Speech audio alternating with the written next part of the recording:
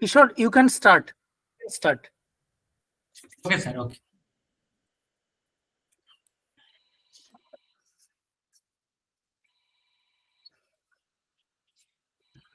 Okay.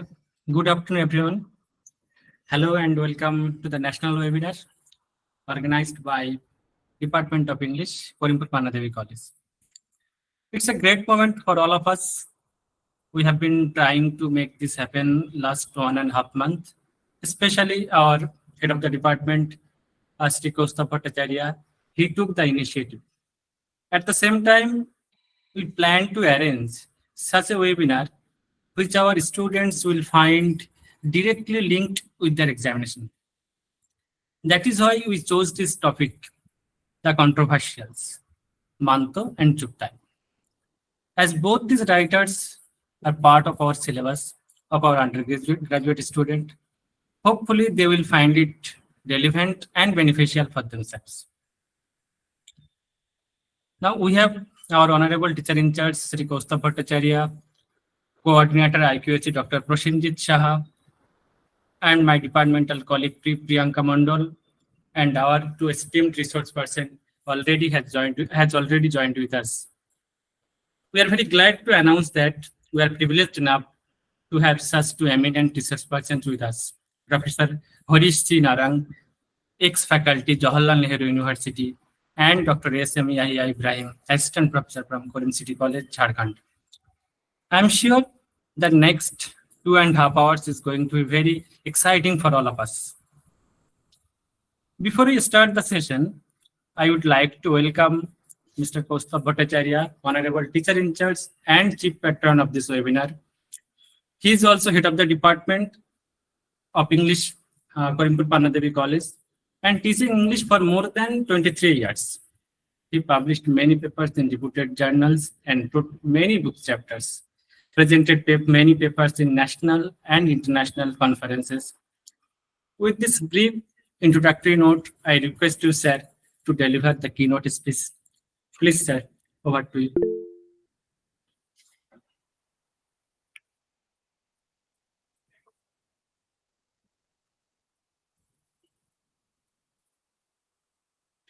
We can't hear him. Okay, so it was muted. Sorry for the inconvenience. That's all right. Very good afternoon to everybody. Welcome, my students. You are the spirit of this webinar because the webinar has been aimed for the benefit of you. And my sincere thanks to my departmental colleagues, Kishore and Priyanka, the IQAC coordinator, Prosenjit Shah, and my many thanks to Dr. Narang and my friend, Dr. Ibrahim. The students, when they will start their lecture, before that, Kishore sir will introduce you with both of them about their academic prowess and everything.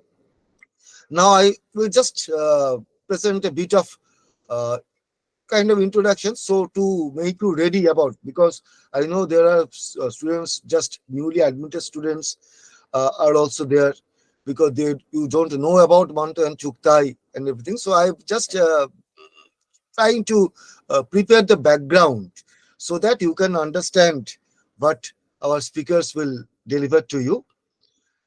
Now, this present webinar entwines the already allied lives of the two most dauntless Urdu writers of the 20th century. Both Manto and Chughtai wrote around the same time. They were associated with the progressive writers movement. They rejected extravagance in favor of spareness in style. Their stories, Boo and Lihaf, were simultaneously and unsuccessfully tried for obscenity, and indeed they were friends. In Chughtai's stories, the focus is less on the truth of the erotic, but on its stillness, on its possibilities for pleasure and anxiety, and its power to make and break intimacy. In her own words, in my stories, I have put down everything with objectivity. Now, if some people find them obscene, let them go to hell. It's my belief that experiences can never be obscene if they are based on authentic realities of life. These people think that there's nothing wrong if they can do things behind the curtains. They are all half-wits. The sensual for Achan and Safia of the net, it is a story by Chughtai, is a bath where the air beats against their bodies. The bathroom is the Swaraj, one's own domain, and the bath thus a reverie. Outside, they have to wear grotesque vests that are like road rollers on their bodies. Outside, life spreads itself like a net. Later, sensuality too takes the form of a net, trapping them and breaking the singularity of their friendship. The story wades through the whole sweep of the breakup emotions, animus at the betrayal, a push of desire to reconnect, a pull of the will to self-containment. All this for Chughtai in the stumbling of the two female children into the erotic. Incidentally, it is the stumbling of another child into sexual sin that forms the story Lihav. And fifth sem students, we have it in your curriculums, translated as the quilt, the story that got Chughtai into court. True, Begum Jan and her Monsieur Rabbu are at the center of attention. The sewing elephants under the quilt, indulging in the unspeakable thing. But the erotic power of the story comes from the innocent narrator. So sly and deft in her reportage that she is able to veil not only the sexual act from the explicit presence, but also herself as ignorant of sexual knowledge. And yet, we feel the sensuality of it all, and yet we know what she knows. For the women and for the narrator, desire is forbidden but known, pleasurable but hidden, and Chughtai weaves these conditions into a heady Lihav. In her writings, Ismat concentrated on what she was most familiar with.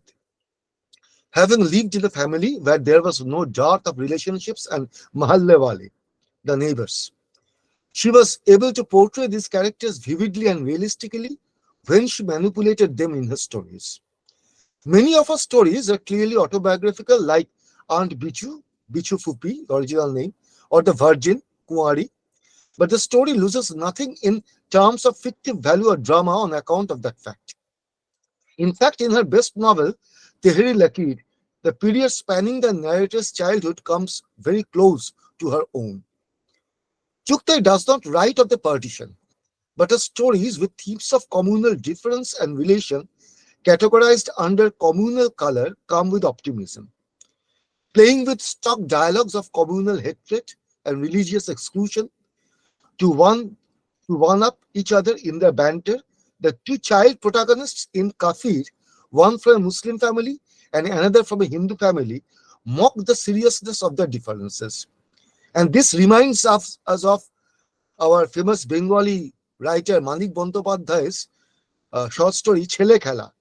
The same, there is a Muslim girl and a Hindu boy, and they're very little.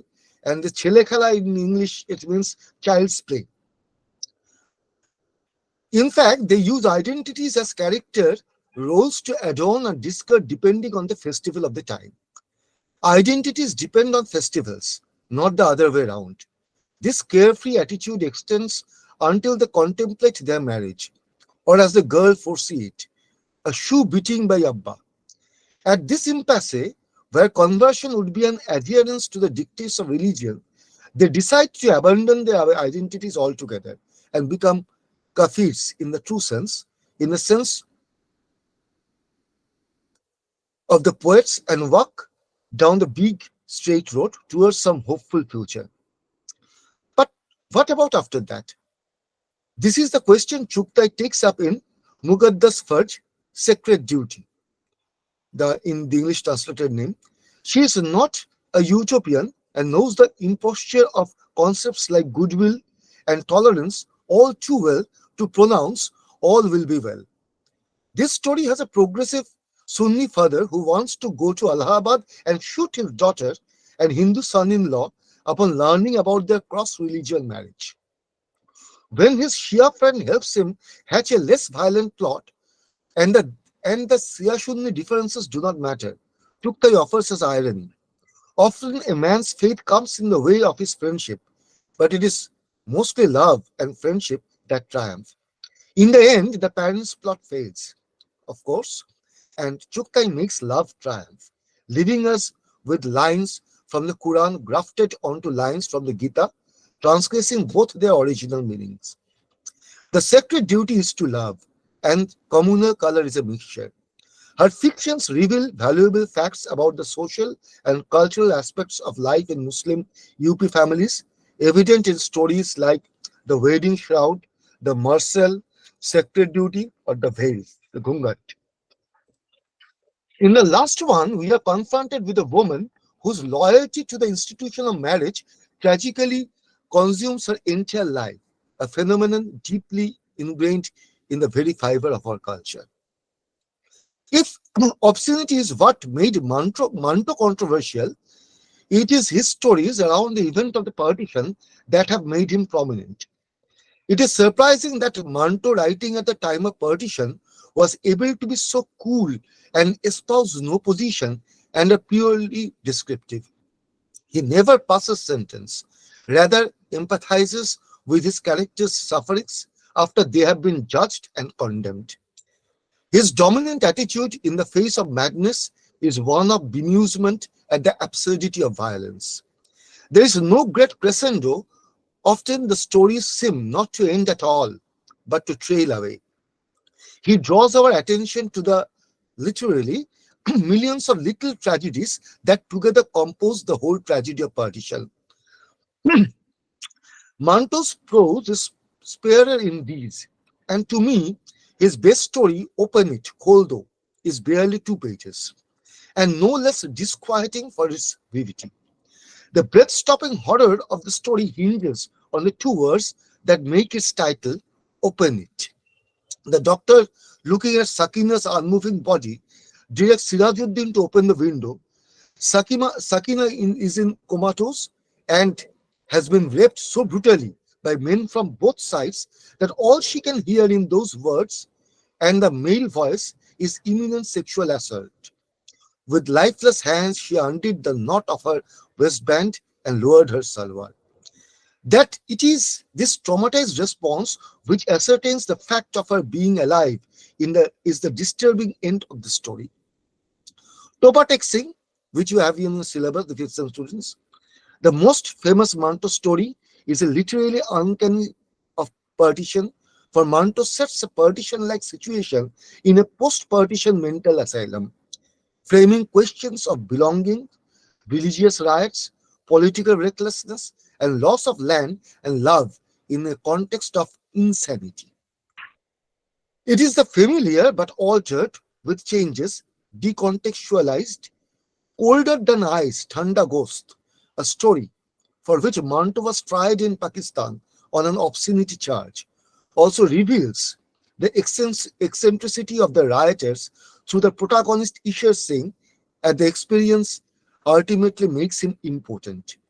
This madness is further heightened in the Dog of Titwal, where through a scathing satire, Manto compels his readers to question the mental sanity of the Indian and Pak soldiers. But to me, it seems that Manto is best in his sketches on partitions, where some of them are no longer than a line or 2, but bring out the enormity of the tragedy set in motion by the Great Divide. Except in a few, none of the participants in these sketches is the bloody drama of partition is identified by religion. Because to Manto, what mattered was not what religion people were, what rituals they followed, or which god they worshipped, but where they stood as human beings. If a man killed, it did not matter. If he killed in the name of his gods or for the glory of his country or way of life, to Manto, he was a killer. And this is very evident in the sketches like And the List is Long. There are division, the benefits of ignorance, for necessary action, miracle man, jelly, mistake, permanent vacation, losing proposition, modesty, out of consideration, tidiness, socialism, resting time. All these, in a covert way, points to the fact that Manto's scathing satire to the diplomats of the rival countries that how they created criminals out of common man who used to live together in peace and mutual respect and cooperation. And this is best delineated in the stories like The Assignment, The Last Salute, and probably best in Bitter Harvest, a tale of crime and punishment, where Qasim, to avenge her daughter, Sharifan brutally rapes and murders his friend's daughter Bimla, but gets mentally unhinged when he visualizes Sharifan in the corpse of Bimla. Thus, we end with what Auden said of Freud might be equally said of Manto. He wasn't clever at all. He merely told the unhappy present to entice the past.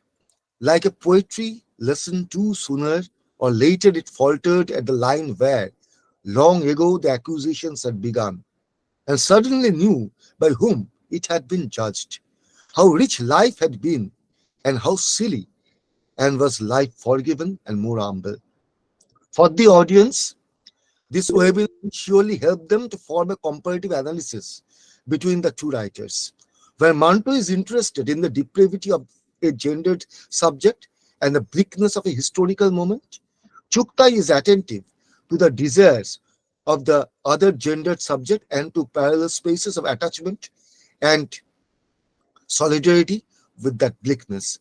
And moreover, the solidarity which should be the aim of today, because through this webinar is not only an academic exercise among us, but it's an what the context, the present context, the present day we are experiencing in our country, that it should also be an exercise of fraternity, an exercise in communal harmony.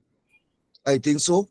And thus I end my introduction, and I pass it over to my esteemed colleague, Kishore Baulia, to oversee the conduction and invite the first speaker and introduce him with the audience. Thank you, everybody. So, Thank you, sir. Thank you so much for your valuable speech and setting the tone of this webinar on a perfect note. Now, this is the time to move forward to the first session of our webinar. Our honorable speaker for the first session is Professor Harish C. Narang. He's already with us. Sir, welcome to our webinar. We came to know that, sir, you have some health issues in the family. Still, you gave us time. For that, we will always remain grateful to you. Today, sir will be talking on the topic Sadat Hasan Manto, Aesthetics and Architectonics. Before I hand over the session to sir, I will take few seconds to briefly introduce sir to our young students. Professor Harish C. Narang is an ex-faculty from the Department of English, Jawaharlal Nehru University, New Delhi. He is a writer, critic, translator, and education consultant who was a professor and chairperson at the Center of English Studies, JNU, New Delhi. He was also a visiting professor at Ambedkar University of Delhi. He taught courses on his subject and guided several research projects. His area of special interest include African writings in English, Dalit literature, women writings, diasporic writings, and literary translations. He is author of over 20 books. His prominent publications include Politics as Fiction, Mightier Than Machete, Writing Dalit, Writing Black, Manto, My Love, Katil Ka Geet, and Is Shadi Ki Prem Kahani. He has published 2 collections of stories in Hindi, namely Pakistani Bacha and Sunte The Shahar Hogi. His latest book is Manto Stories, well known, less known, ill known, has just been published. He was recipient of British and Canadian fellowships. He was also a consultant to the 6th Pay Commission for Teachers. Apart from this, he loves gardening and photography and is an argumentative Indian. With this brief introductory note, I hand over the session to you, sir. Please, sir, over to you. Thank you very much. I thought Yahya Ibrahim Bhai was going first and I was to speak later, But anyways, this is your privilege to switch this thing. Before I make my presentation, I would like to thank Karimpur Pannadevi College, its principal, the Department of English, Kaustav Bhattacharya, particularly because he hunted me down and persuaded me for this, which was, of course, I'm thankful to Yaya Bhai also, because I understand it was at his instance.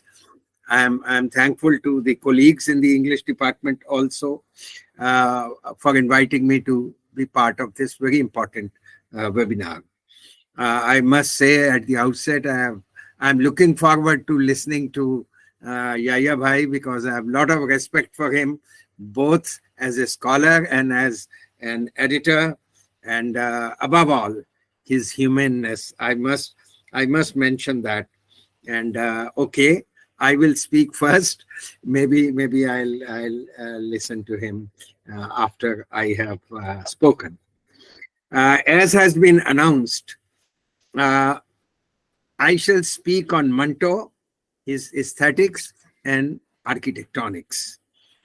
Why I chose to speak on this was because a lot of people talk about Manto's stories, Manto's essays, Manto's writings, but one, they don't go beyond that. They critique him through cliches. He was an obscene writer, he was a great humanist, he was this, he was that, but very few of them go into the details of what his value system was, what his worldview was. And it is because of that that I thought I will speak about his aesthetics. Also, people talk about his stories, the what shall I say, the unexpected endings and his use of certain words. Kaustav Bhai has talked about how his language was criticized and how he defended and so on. But people have not focused so much on how does he actually construct a story. He was very particular about it. And therefore, I thought I will talk about his architectonics also, which means how to construct a story in his case. Let me now begin. Let me begin the evaluation by referring to a few incidents from his life. Some of these are well known, some of these are perhaps not well known. The first one I will speak about, Boo, which I understand is a part of your syllabus or course. Boo was published in 1944. It was published in the annual number of a journal called Adb Latif, where wherein he ran into immediate trouble, as has been mentioned earlier. It was said that he had written this story and such stories clearly with the intention of corrupting the minds of young people. And he was accused of writing not only this, but in many other stories, I might refer to them as what you call as dirty stories. And not only was the story banned, like many others, which I will also mention, but also, the journal was banned also from publications for a while. I want to mention here something very interesting, which perhaps is not so well known. Kaustav Bhai did mention that he was associated with the progressive writers movement. Well, not for long. He did not ask to be a part of it, but they somehow first thought that he was writing in a manner which was conducive to their worldview.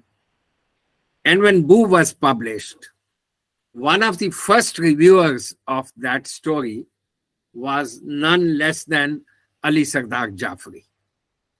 And in that review, he praised the story very much, saying that it was a very appropriate depiction of a typical situation, etc., etc. But after the review was published, there was hue and cry among the Progressive Writers Association in Mumbai. And a special meeting was called where Ali Sardar Jafri was hauled over coals. How can you, such a filthy, dirty, stinking story, how can you ever praise it? And since I think he was at that point of time, I'm not very sure, but I think he was the secretary of the Progressive Writers Association, you could check the facts. He decided to write another review. And this review was just the opposite. He blasted the story for its dirt, filth, obscene writing, and whatnot. I don't think there are many examples of this kind where a single piece of writing has been subjected to absolutely opposite views by the same reviewer. There are opposite views when one reviewer calls it this, the other reviewer calls it that. But I think this is one tremendous example of how a reviewer could take, 180 degrees turn and move to the other extreme to condemn it. A small observation about Boo itself. As you all know, Boo is actually the story of a young man who once has, the subject is sex, who once has a sexual union with a tribal girl, Ghatan, they called them in the Bombay lingo, Ghatan. So he has a sexual union with her. And of course, he is very happy with whatever happens between the two. But one thing stays in his memory, and that is the smell from her underarms. And this stays with him because later on we discover when he actually gets married, and on the night of the consummation of his marriage, he is constantly thinking of the smell of the underarms of that earlier woman. That is why it was called Boo. Boo is actually literally stink.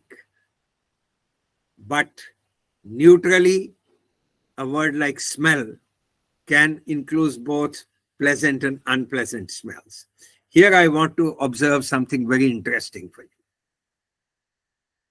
Manto was so much ahead of his times. So much ahead of his time. Today, medical science, I repeat, medical science speaks of sexual attraction through the smell of, call it odor if you like, but smell of sweat. They say that there are certain smells which may not be very pleasant to some people, but are sexually attractive to certain people. And this phenomenon is called pheromones. And today it is recognized very much. If you go into the sexual analysis of sexual preferences or likings or non-likings, and if you search, you would perhaps find Japanese people, Japanese men particularly, are absolutely attracted to the underarm smells. Well, so much for the criticism of Manto as a writer of obscenity, and so much of what he achieved ahead of his times about that. Well, Manto migrated to Pakistan, you all know, 1948, I think. And after he migrated to Pakistan, for a period of many months, his mind just went blank. He could not write anything for 3-4 months. He would try, he would sit down, prepare himself through certain external situational needs, sit down and think this, that, but he says nothing would come out of his pen. And it was quite an effort for him to get back ultimately to writing. I will speak a little about it. How did he prepare himself to come back to serious writing? But quite a while later, one of his stories that Kosovo was also referred to, Kholdo, was published. Hardly 2.5 pages, but a great story. I have a very different take from Kaustav Bhai's interpretation and interpretation of every other Manto critic. They have missed his point completely. The story is titled Kholdo. They have been all misled. They have all been misled by Manto's play on, polysemic play on that phrase, Kholdo. The doctor refers to the window to be opened because the room is stuffy, and semi-comatose girl, Sakina, she in her comatose state hears those and opens the drawstring of her salwar and lowers it, because these two words have been buried in her unconscious. People forget that the story doesn't end with Kholdo. There is a very crucial last sentence in that story. Please go back and read it. And that sentence is Sirajuddin suddenly starting to shout with joy, Meri beti zinda hai. Meri beti zinda hai. I have titled my translation as My Daughter is Alive. This is a great story of a father's love for his daughter. One of the very few that I have seen. And I will now show you how that was Manto's intention. Of course, he was a great master of playing on words, and he played with this word and got this title. Look at the development of the story. Sirajuddin, his wife, and daughter Sakina are fleeing from the rioters who are about to kill them. They are being pursued by them, and they are running away when, unfortunately, Sirajuddin's wife gets caught by them, is killed. But before killing, she instructs her husband, take care of Sakina. It starts from there. And after that, since they were the last words of his wife, almost like a task given to him, Sirajuddin is constantly, all the time, taking care of his daughter, trying to see that he along with her arrives alive in areas which are safer for them. At one point of time, Manto shows that the chunni, or the head covering of Sakina gets caught into certain call them bushes or call them some things, and she's running, and the chunni gets stuck there, and she moves away. Sirajuddin goes back, picks that up, folds it, and keeps it carefully in his pocket, although Sakina is all the time saying, Abu chhod dijiye, let it go, let it lie, because she is more important thing is to save their lives, not him.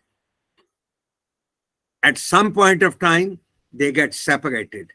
After that, the be-all and end-all of Sirajuddin's life is to find out his daughter.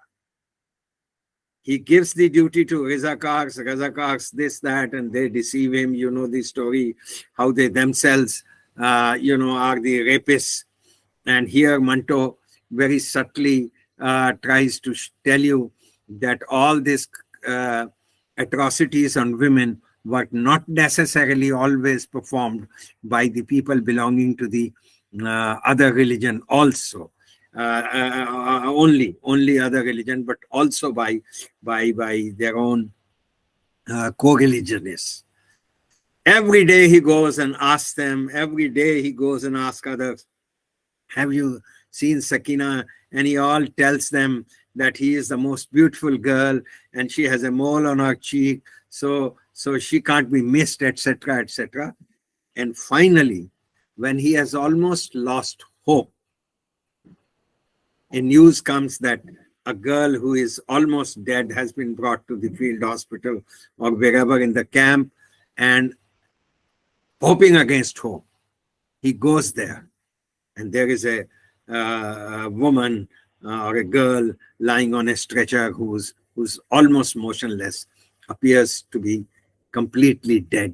And the doctor who is attending to her finds the whole atmosphere very, very oppressive. So he motions towards the window and wants some fresh air to be brought in and says, "Khol do." The moment that happens, I've already described what happens. This girl, unties her drawstring of her salwar and lowers it. Of course, this is very shocking. Of course, this is through this one little gesture or motion, Manto shows what that girl has gone through and what has been done to her. And she becomes also a metaphor for all the women and girls who had been raped constantly and repeatedly during the partition. But what is Sirajuddin's reaction? He's not bothered whatever has happened to her. Theek hai, whatever has happened. But the biggest thing for him is that his daughter is alive.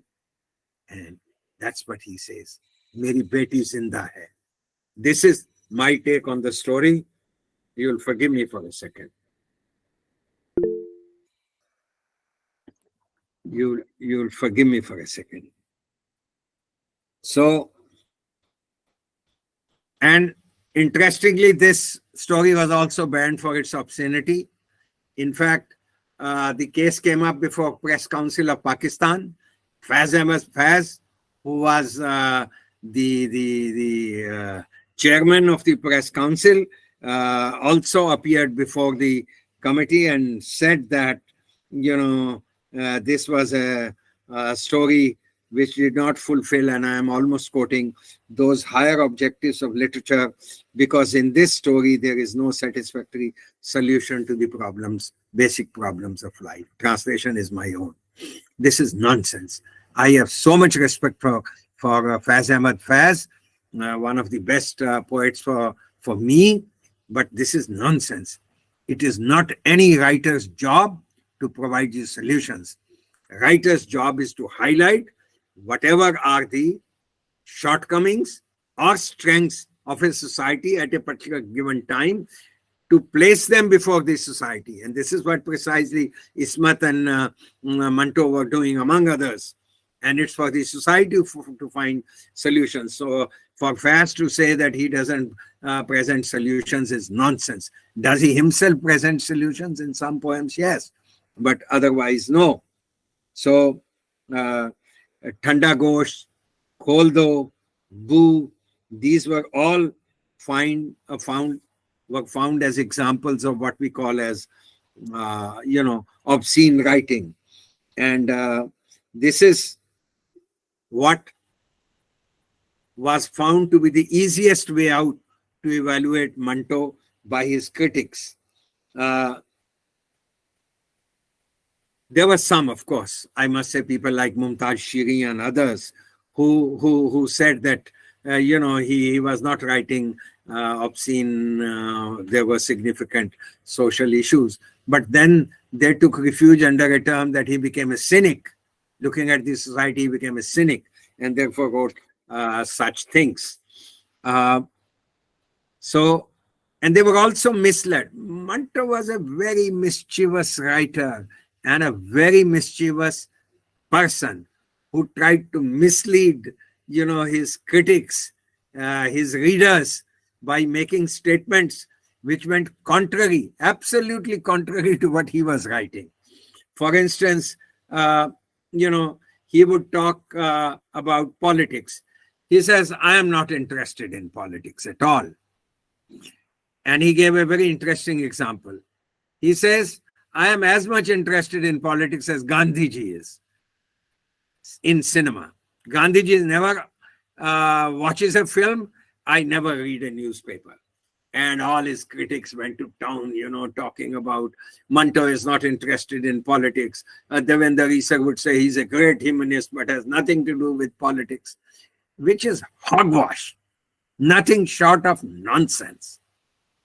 Look at his first ever story that he wrote, 1934.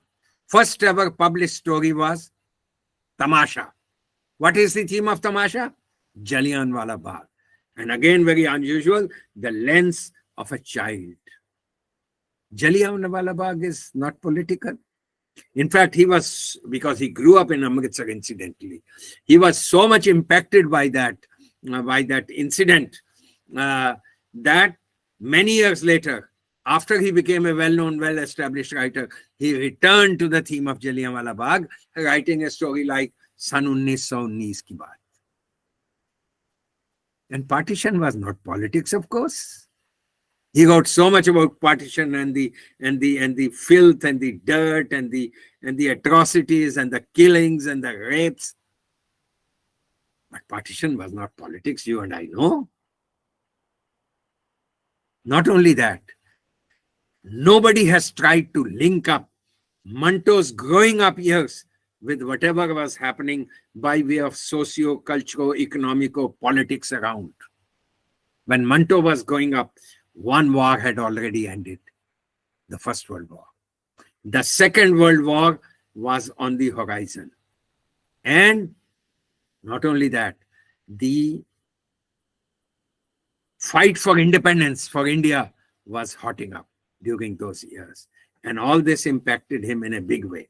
In one of his letters to his very close friend, Ahmad Nadeem Kasmi, he observed, after the bomb was thrown on Nagasaki and Hiroshima, he says, "Is atom bomb ne mere ko bilkul paralyze kar diya hai. मैं कुछ नहीं सोच सकता हूँ, कुछ नहीं लिख सकता हूँ, कुछ नहीं कर सकता हूँ." And you say he was not interested in politics. You also know that Manto wrote some open letters. He wrote 8 open letters called Chacha Sam ke naam Khatut. Chacha Sam was this literal translation of Uncle Sam, which, as you know, is the pseudonym for the American president. More importantly, he wrote an open letter to Pandit Jawaharlal Nehru, the first Prime Minister of India. Open letter with that famous opening sentence, "मेरे इस खत से आपको गोश्त के जलने की बू आएगी." And that entire the entire letter is nothing but politics, including the problem of Kashmir. One should read these. So to say that Manto was not interested in politics is hogwash. Scattered among his writings, particularly non-fictional writings, his defenses and depositions before the court. You know, out of 6 cases, in 5 he was exonerated. In one, a total amount of money he was fined, and in order to, he was so fed up, he could have gone to the High Court and got redressal, but he was so fed up, he said, "Let me pay the fine and be done with." So in his defenses, depositions, essays, letters, there is so much that from which we can cull out what his worldview was, what his aesthetics was, in other words. Let me give you a quote. "Literature is not a dead body laying on a table, a doctor and his students," here the doctor is the teacher, the critic. "Literature is not a dead body laying on a table, a doctor and his students may begin to dissect it. Literature is not a disease, but its alternative. Literature is not a medicine to be administered in prescribed manner and quantity. Literature is the pulse of a nation, a community. Literature gives faith in man, and like Maupassant, give me a second. Am I on the right page? Yes. Faith in man, and like Maupassant, he made us aware that while man had filth, evil, and ugliness in him, yet humanity was beautiful." Unquote. You know, Manto, as I said, was a very mischievous fellow. He deliberately invoked. I think on second thoughts, I will substitute that word by saying provoked. He actually provoked, his readers by creating certain situations in order to elicit certain very strong responses, extreme reactions. And these extreme reactions, as you know, as has been said by Kosovai also, were to the two extremes. Somebody saw him as a Messiah, somebody saw him as devil incarnate, and there were priests, there were public men, there were prosecutors, there were readers who were all drawn into his. He was accused of being, very few people have had this privilege. He was accused of being a communist and a rightist at the same time by the same people. His stories have been called as obscene, but story like Toba Takes In has also been called a spiritual experience, which in a way it is. If I were to choose 5 great stories written by human beings at any given point of time since the history, Toba Takes In will be one of those. So when Manto died, the extreme reactions were very obvious. Let me give you a small quote. Manto is dead. Well, the world is rid of an obscene writer. However, I am at a complete loss to understand the reactions of these Pakistanis, organizing meetings, passing resolutions, writing articles, bringing out special numbers of magazines, and all this on the death of an obscene writer. Why all this hullabaloo? That was one reaction.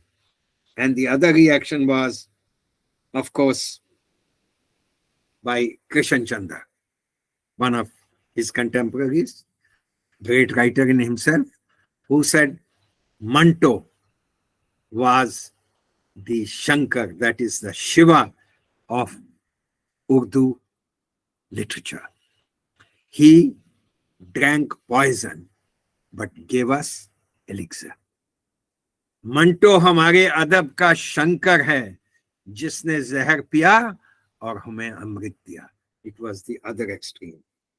You know, these kinds of things have been highlighted, but to juxtapose them and see how controversial he was, but let us try and see how he contributed to the controversy himself. He has a very interesting essay, which he has called Manto, which is writing about himself in third person, wherein he makes an observation like, Manto bada one-two आदमी है, वो पगले दर्जे का fraud है. He's writing about himself. And, you know, there are a number of critics who start moving along those lines anyways. He also tried to run down, again deceiving people, about the profession he chose. He says, a lot of people told me, भैया ये क्या तुम लिखने के चक्कर में पड़ गए हैं? कोई अच्छा सा काम कर लेते. For instance, they said, you could have taken a gentleman's profession like serving the government. You could have become a government servant. Or selling ghee. Or by inventing some miracle drug. He says, people think, and I think I would have been much better off. And at the same time, he was also aware of the gravity and the significance of his writing. For instance, in one of his observations was that when he dies, on his grave, this must be inscribed, and I quote, "Here lies buried Saadat Hasan Manto, and buried in his heart are all the secrets and techniques of story writing. Buried under mounds of soil, he is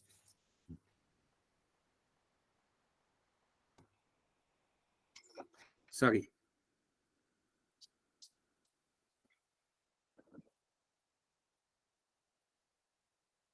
Yeah, so I missed that quote somewhere. Buried under his soil, he is wondering whether he is a great storyteller or God himself. So on the one hand, this, on the other hand, saying that I should invent a miracle drug. You know, what is important in that quote is the techniques of story writing. And Manto was very, very particular about the technique of story writing. But a word before that about the themes he chose to write about. He was very particular. As I said, I mean, first story ever Jallianwala Bagh. He could have written about anything else. This is what he says.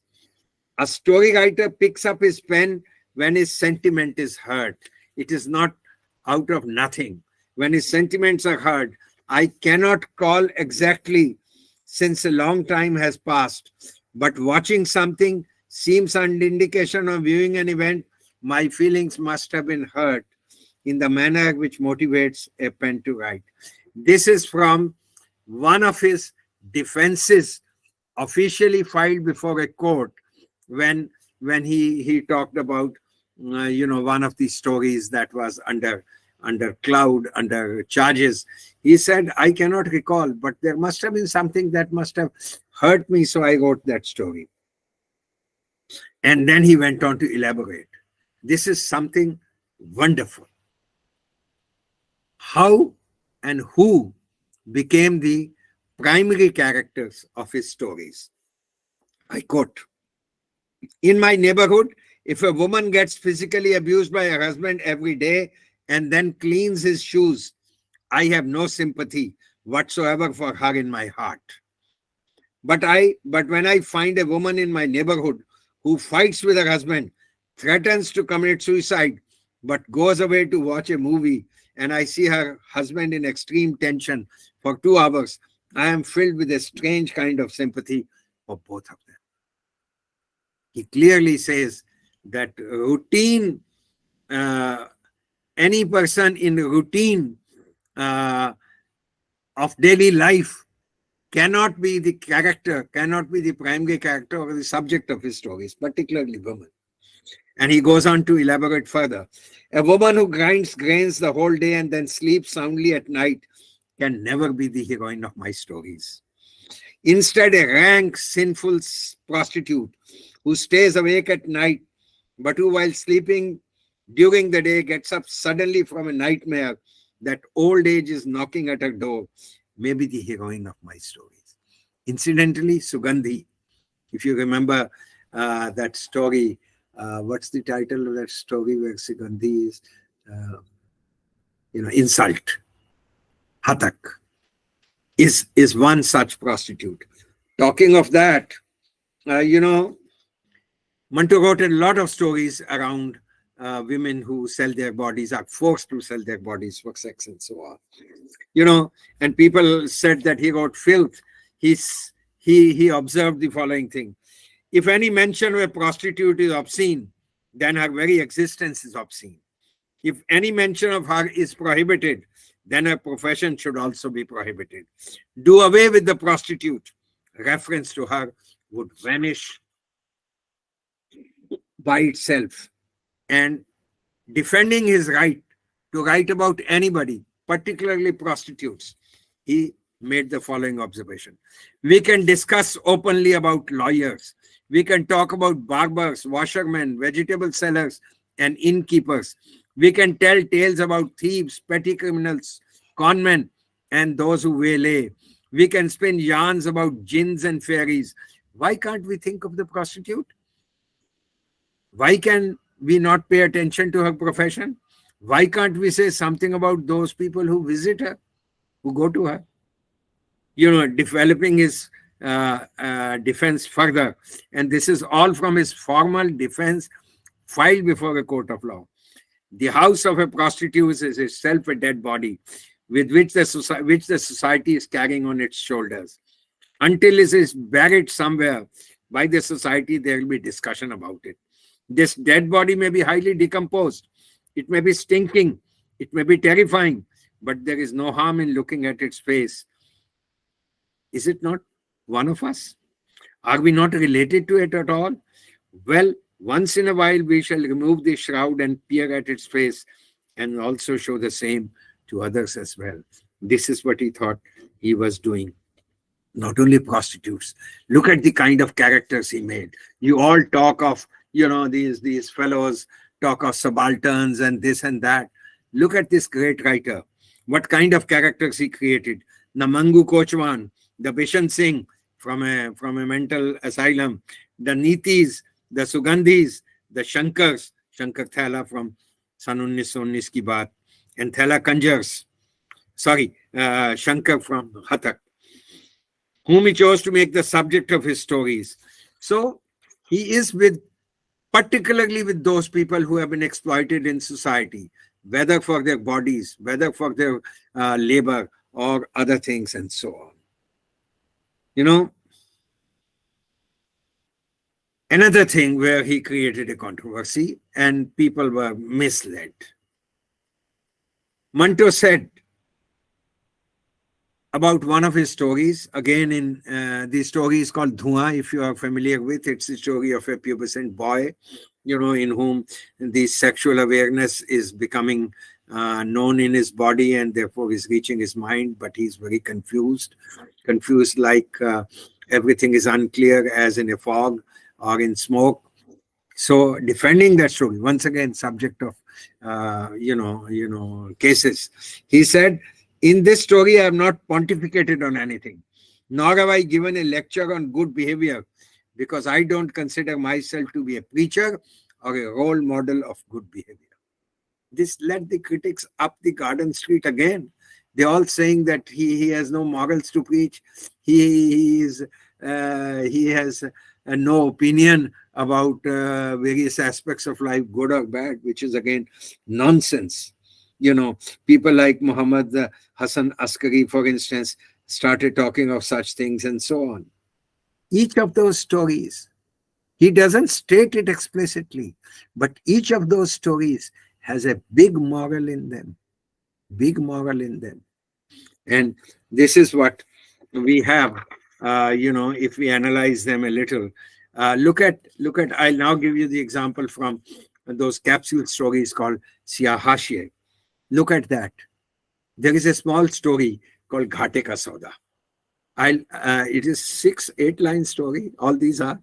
I'll give you an idea what he wrote and what he did with this. There are two people who are looking for sex for a night with a girl. They go to a pimp. They buy a girl for the night and do all kinds of excessive things with her in the night. In the morning, one of the fellows asks the girl, "What's your name?" And she tells him, "This is my name." And he immediately reacts violently. He shouts to his other fellow who may be somewhere. He says, "Oye, हमारे साथ धोखा हुआ है. हमें तो कहा था ये दूसरे धर्म की है.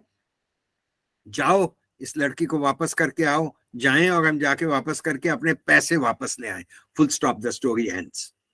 Manto has not told you what was the religion of the girl, what was the religion of those perpetrators of sex.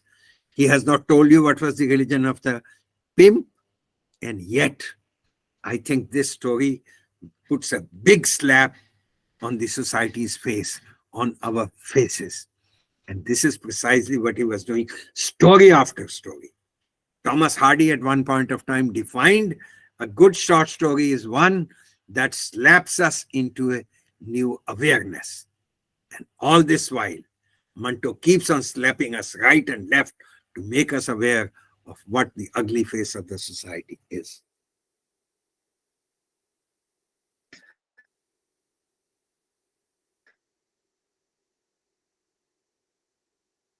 And a little about wherein he describes actually not only the external circumstances under which he wrote, that is the environment, external environment, physical environment. And this is how he says, I prepare myself for writing, I prepared myself for writing, but when I sat down actually to write, I found my mind divided. This is immediately after the partition. He says, I could not separate India from Pakistan. These are very perceptive observations, please. In spite of trying hard, I could not separate India from Pakistan and Pakistan from India. The same puzzling questions rang in my mind. Will the literature of Pakistan be different? If so, how? Who has claims to whatever has been written in undivided India? Will it be called Pakistani literature or Indian literature? Will that be divided too? Are the basic questions confronting Indians and Pakistanis not the same? Will Urdu go out of use there? What form will Urdu acquire here in Pakistan? Is our state a religious state? Some of these important questions we are still fighting with. The question of Urdu, for instance, in India and Pakistan. I have somewhere written a couple of articles on the state of Urdu in India and what is its future. My friend Tariq Rahman from Pakistan has written about the state of Urdu in Pakistan.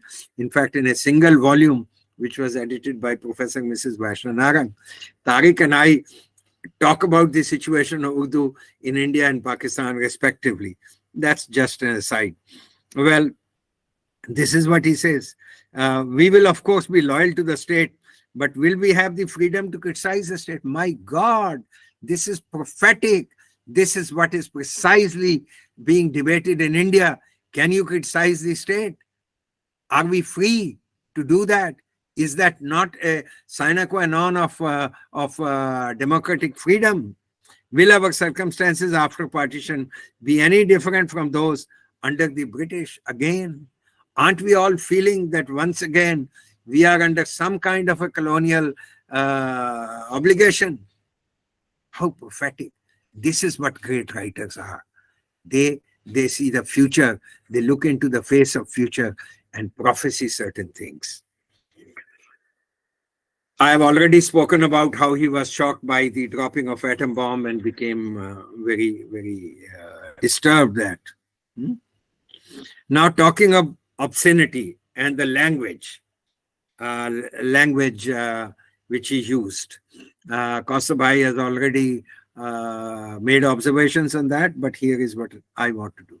In that Tahriri Bayan, that defense, he states before the court, in language, very few words are obscene in themselves. It is their usage that makes even the purest of words obscene.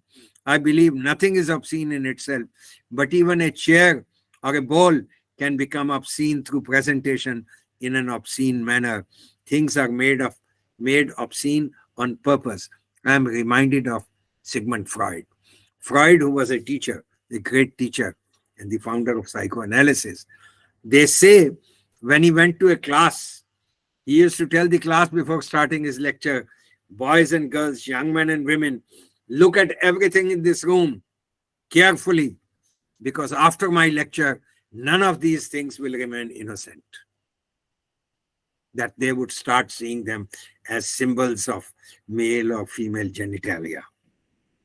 Similarly, when he was questioned about using the so-called obscene language in cold meat, thanda gosht, he defended this before the court.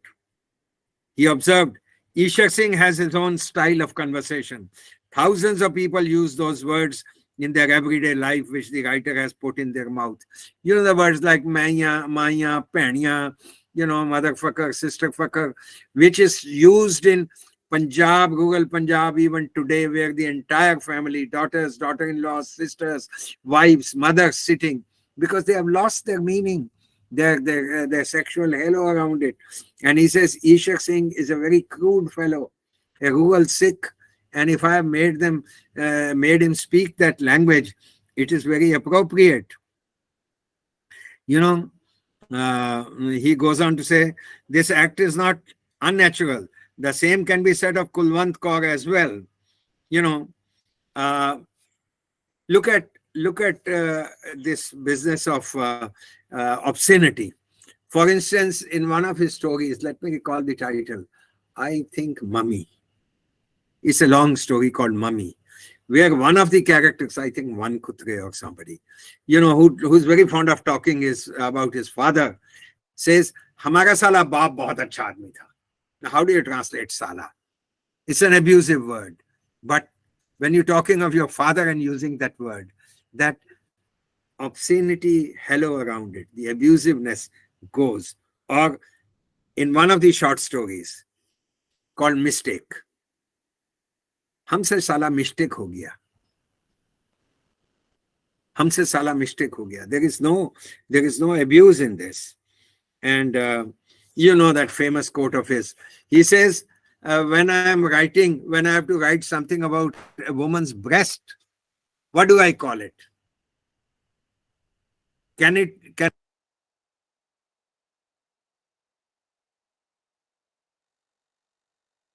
have to call it a breast. Call it obscene. There is a very interesting incident related to it when the case of obscene language came up before the court, and one of the prosecutors said, "Sir, ये तो दोनों बड़ा obscene लिखते हैं. I mean, Ismat Chughtai and Manto." And for instance, she says, Ismat uses, the prosecutor says, Ismat uses a word like obscene word in her stories. And Lala Santram, who was the first class magistrate, he said, give us an example. And this lawyer thinks for quite a while and says, sir, Ashik. She uses words like Ashik. And Lala Santram smiled. And he says, okay, Ashik is an obscene word. Can you suggest a better word in its place? And the lawyer thinks, sir, yaar kaisa rahega? So you can see the charge of obscenity was dismissed immediately. And Manto was a very careful writer. Look at Thanda Gosht again. He was very, very careful. He is trying to write about the actual sexual act between each. Sir, please unmute yourself. I'm sorry. So he's very careful. He chooses the metaphor of playing cards when they are indulging in what you call as the foreplay of a sexual act. And at one point, Kulwant Kaur is desperate for it to be consummated. So she says, Ishak se haan, bahut phet chuka, ab patta phek. Look what she's saying. You and I understand that enough of this foreplay. Now let's go to the main act. He was so careful. And another story which again was tried for obscenity was Upar Niche Aur Darmiyan, which is the story about two late middle-aged couple want to make love, but they are scared that their bodies may not tolerate the physical effort in all this, and they are consulting the doctor, they are taking this care, that care, and very carefully, not a word about any sexual act, any sexual name for any of the body part, nothing. So this is all nonsense that people have been trying to do. Give me a few minutes and I'll conclude. Look at his story. I want to talk about another aspect of his. Professor G.C. Narang, whom I treated as my elder brother and who was a great doyen of an Urdu critic, but I differed with him on many things, including our worldview and our, critical approaches. Once in a seminar on Manto, I think in the Indian Institute of Advanced Studies, Shimla, we were both there, and he made observation which I immediately contradicted in there. And that was, he says, Manto, we are all enamored of these stupid things that come from the West: post-colonialism, post-modernism, anti-feminism, post-feminism, post-life, post-truth. I mean, we pick them up like zombies and apply here. Not G.C. Narang, he was a scholar of postmodernism. He wrote a book on it. He made an observation that Manto is a very, very traditional, classical kind of writer, and this is the age of postmodernism. I can't find a single postmodernist metaphor or simile in his writings. Number one, writers don't write postmodernism. It is critics who find postmodernist elements, this, that. Writers write. I don't sit down, I write stories. I don't sit down and say, now I'm going to write a postmodernist story. I'm going to write a story, but I will write in a manner using techniques and other things, which somebody may find motivated through post-colonialism, that lens, or feminist lens, or womanist lens, or post-truth lens, or whatever lenses you have. And even there he was wrong. I want to draw your attention to a story like Kali Salwar. Us pe bhi case chala tha. Wherein this girl, Sugandhi, is living in a prostitute room, which overlooks the New Delhi railway station. And I know all this like the back of my hand. I'm a Delhi boy. I know where those houses were and where the station is. And she's looking early morning on a November or December morning when there is fog and so on. She sees the engines shunting and taking certain, carriages to a certain track and leave them there because they want to get their part. And she says she looks at an engine taking a certain number of carriages, and after a while detaching itself, and through the motion, the carriages keep on moving forward. She imagines that a point will come where the carriages will stop moving and be parked there. They will stay there. And she says, my life is like this. I am being led in a certain manner by certain forces, but a time will come, the forces will detach. I will continue to the momentum. I will continue to move for a while, and suddenly at one point, my life will stop. I don't know where. I mean, what could be more modern than simile like this? I don't understand. Similarly, towards the end of his life, in order to get money for his drink, Manto used to do something very interesting. And that was this. He would go and sit at a newspaper editor's office, and where people would come to meet him. And he will say, Mujhe adhe ka paisa de do, give me a money for an half, and give me a sentence. And right under your nose, I will produce a story. There is a very interesting incident, I think Farhad somebody, who said, all right, I'll pay you, but I give you the first sentence and write a story here. And he said, उसके जिस्म में सबसे खूबसूरत उसकी आंखें थी. In her whole body, the most beautiful thing was her eyes. And Manto produced a story which was unpublished for quite some time, but has now been published under the title Aankhein, where one of the similes that he chooses is the eyes were like the headlights of a car. It reminds you of all those modern similes that modernists created. It reminds you of simile like Eliot's creation in that proof rock poem, lying a body etherized on a table.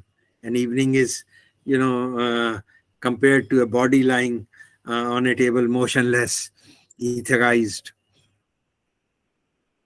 Manto was very careful how he constructed his stories.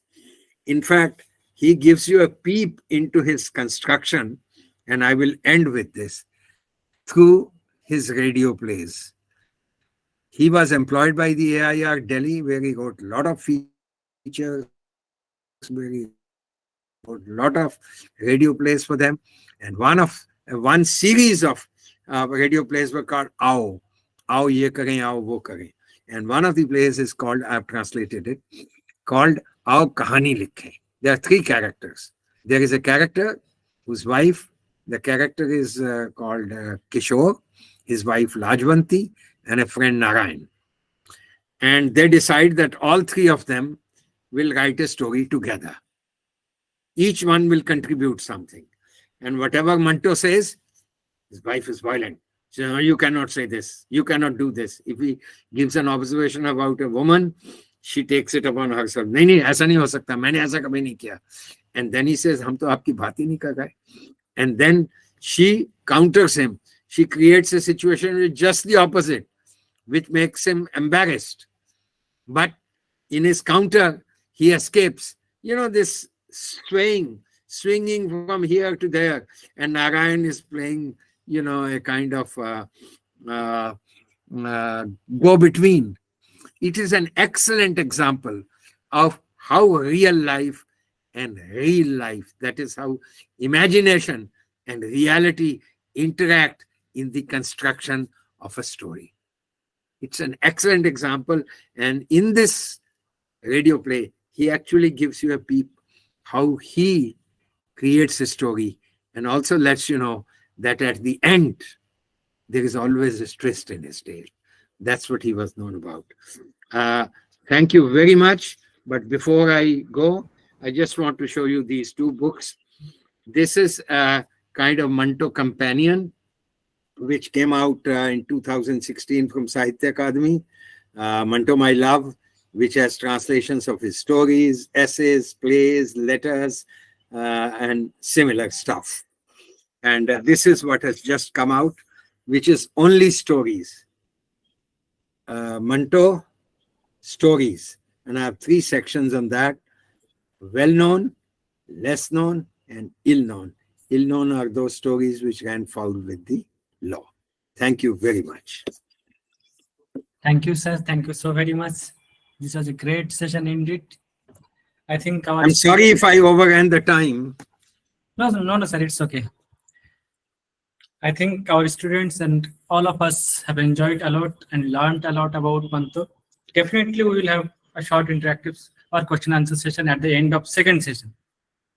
And at the same time, I'm extremely very sorry. And for that, I beg apology from both the resource person. It was my unintentional mistake for switching the session. And again, I am extremely sorry for that. Now we will move to our second session. Our honorable speaker for the second session is Dr. S.M. Yahya Ibrahim. Sir, welcome to our webinar. Today, sir will be talking on the topic Manto Chughtai, the icon and iconoclast. Before I hand over the session, I will take few seconds to briefly introduce sir to our students. Dr. S.M. Yahya Ibrahim is an assistant professor and head of the Department of English, Korim City College, Jharkhand. He is a native of Gaya, Bihar, and an alumnus of Aligarh Muslim University, Aligarh. He has a teaching experience of 26 years. Though American literature, especially American drama, is his area of research, he specializes in community literature and Indian writing in English too. He is also interested in literary history, literary theory and criticism, cultural studies, translation, and Urdu literature. His topic of research is the image of man and human predicament in the plays of Eugene O'Neill.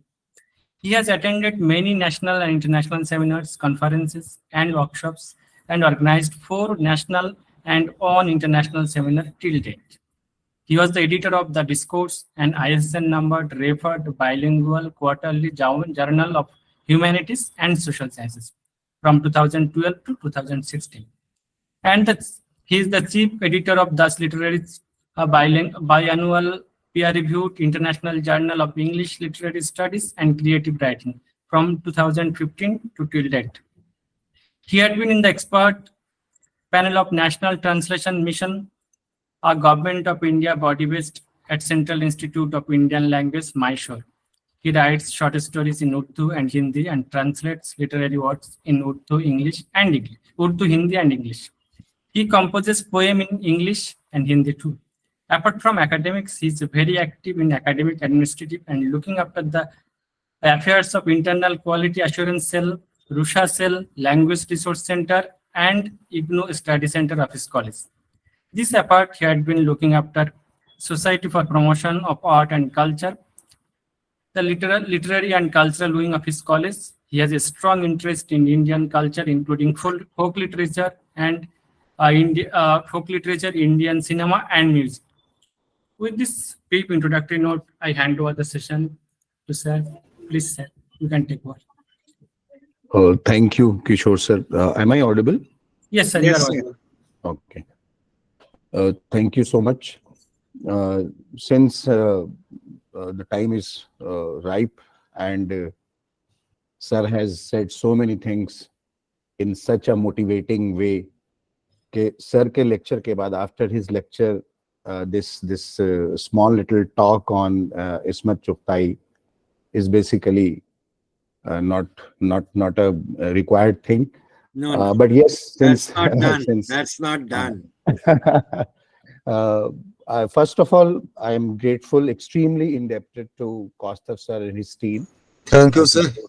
Kishore sir, Bapa sir, and all the members, all the officials, all the faculty members of Karimpur Pannadevi College for calling us here, for giving me personally the opportunity to listen to Narang sir once again, and to feel once again motivated towards and greatly inspired by the works of Manto through Narang sir certainly it's a very big thing. And time and again we have heard him speaking on Narang, speaking on several other topics also. And the way he motivates us towards those aspects of literature is a great thing. So without much time, without any delay, I would like to come to the topic itself. The topic, as Kishore sir was telling, is Ismat Chughtai. I'm trying to look at her as an icon, and at the same time also as an iconoclast of literature, or rather Urdu literature. She is considered one among the strong pillars of Urdu short stories, along with Saadat Hasan Manto, Krishna Chandra, and Rajendra Singh Bedi. She is celebrated for the very famous, sometimes infamous also, story titled Lihaf. But apart from that, she also wrote essays on a variety of subjects. She wrote on social movements. She wrote on the issues of marriages. She also wrote on personal essays on personalities like Manto himself. She was a part of progressive writers movement. And dear participants, she also wrote for cinema in the 30s and rather in the 40s. She was quite active in cinema. So she wrote for films also. And some of her novels, some of her short stories have also been made into good films. Her style was bold, innovative, rebellious, and quite realistic. I would like to quote Manto, what Manto has said about Chughtai. And I quote it here. If Ismat had been a man, she would have been me. And if I had been a woman, I would have been Ismat. Unquote. So, respected participants, this particular lecture is an attempt not to not to show Ismat Chughtai as a legend, but rather as a very powerful writer of revolutionary fiction. She was an eminent Indian writer known for her courageous and controversial writings. She was the first Muslim woman in India to have both a BA and a technical education teacher training degree. Her pen was an unsheathed sword. She wrote as she spoke, and her style, which is well known as the Begmati Zaban. Begums or Begmat is the plural, and it is basically the women who are associated with the elitist aristocratic culture of UP and other states. So she wrote in that particular Begmati Zuban, and that language she uses was pert, racy, very earthy, and graphic. She used wit and satire. So these were the two very prominent tools in her fiction. She used wit and satire as tools to sharpen her depiction of harsh social realities. She not only carved a niche for herself in the Urdu literary world, but also brought an attitudinal change in the way women were perceived in the 20th century. Ismat Chughtai has been constantly challenging the accepted notions of morality and urging her readers to examine a woman's place in the society. Kagzi Hai Parahan, it's a very famous work by Ismat Chughtai. Kagzi, is something like paper-like. Parahan is the dress, the robe which we wear. So Kagzi Hai Parahan is not a straightforward autobiography of Ismat. It talks about her life, her family, her growth, her challenges, and even her development as a writer. Chauthi Ka Joda, it's a story by Ismat Chughtai. Chauthi is that which we nowadays are using the term called reception. तो पहले जमाने में मुस्लिम शादियों में we used to use the term चौथी, जो 3 दिन या 4 दिन जब होते थे दुल्हन को घर आए हुए, तो दूल्हे के घर में रिसेप्शन जो मनाते थे उसको चौथी कहते थे या चौथारी कहते थे. So a very famous story, Chauthi Ka Joda, deals with the plight of unmarried girls in the middle class Muslim families. And yes, of course, that very famous Lihaf, the story about lesbian love, which dragged her to the court of Lahore. You know the story. Tedhi Lakir, again, is a typical autobiography, not a typical autobiography, but rather it is a journey of Ismat, who never moved on a straight and predictable path. These are just few of those remarkable pieces that she has written. Chughtai was greatly encouraged in becoming a professional writer by her husband Shahid Latif, and that is Shahid Latif, was a very successful script writer at that time himself. Through him, she also tried her hand at script writing. She wrote around 14 to 15 films in the 1940s, and her impeccable writing made her an active member of, Progressive Writers Association, or rather Progressive Writers Movement. Though Chughtai's initial fame came from being charged with obscenity for her story Lihaf, but her writing is way beyond that. So Chughtai is one of Urdu's most accomplished and iconic fiction writer. She epitomized the 20th century women writers of Urdu. The women writers, enlightened, bold, iconoclastic, progressive, and feminist. Chughtai penned her early pieces in the late 1930s. So she began writing in the 1930s, but was not much known in the literary circle until 1942, when the year Lihaf was published. Urdu literature of that era showed a marked tendency towards Marxism and realism. The idea of feminism in its true sense and its spirit had not quite arrived in the continent in the 1940s, but much of what she wrote, with a touch of progressivism, was about the social, psychological, and sexual problems faced by women. Traditional feminine sensibility of the 18th and 19th centuries demanded women to be virtuous, modest, and obedient.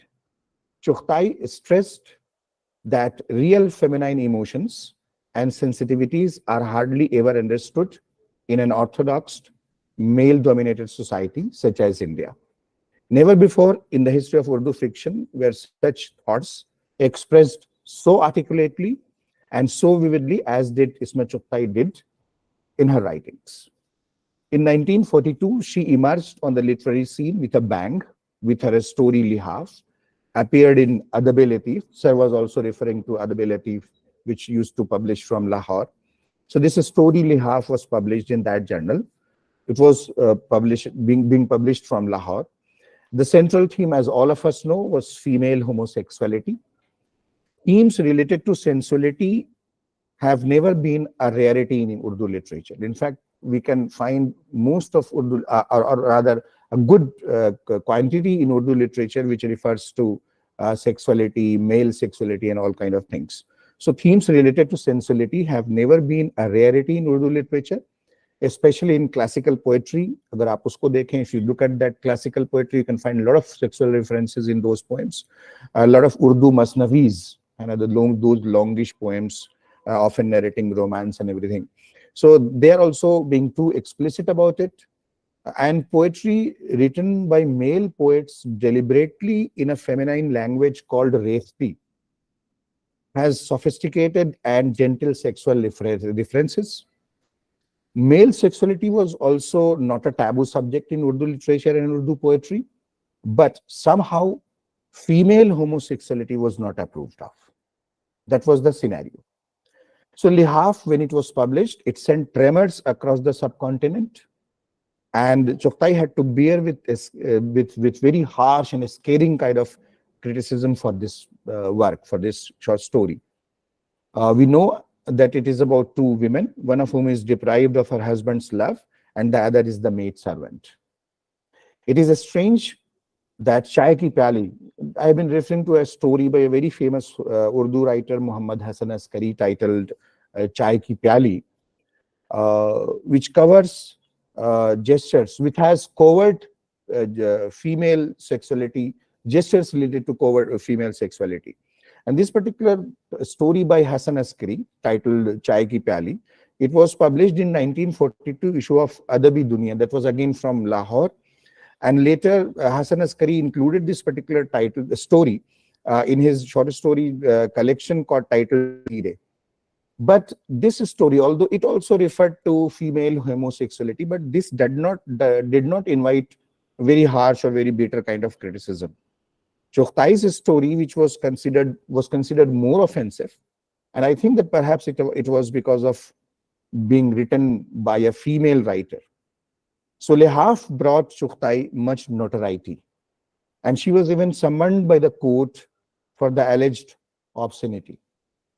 So ironically, my dear participants, it was exactly this kind of attitude of the male-dominated society which Chughtai was trying to scoff at in this story, and which she also tried in later of her works. So many of Chughtai's short stories revolve around the odds faced by women. In most of her short stories, she points a finger at society for unjust treatment of women. Though she did write about the problems of women from underprivileged classes too, but it was women from middle class families she was truly interested in. Describing UP's middle class or lower middle class Muslim women and homes in a parlance that was peculiar to a milieu, that was her special zone, that was her forte, we can say. So here Chughtai excelled in this area, in this zone, since it was the environment in which she was brought up in, and she had personal experiences about it also. So Chughtai's flowing and spontaneous style, occasionally peppered with satirical or witty remarks, makes reading a delight.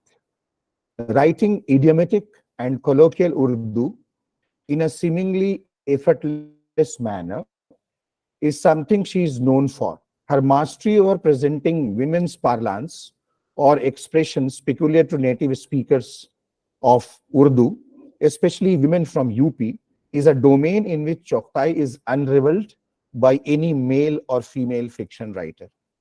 This indeed can be traced to the locale in which Chughtai grew up.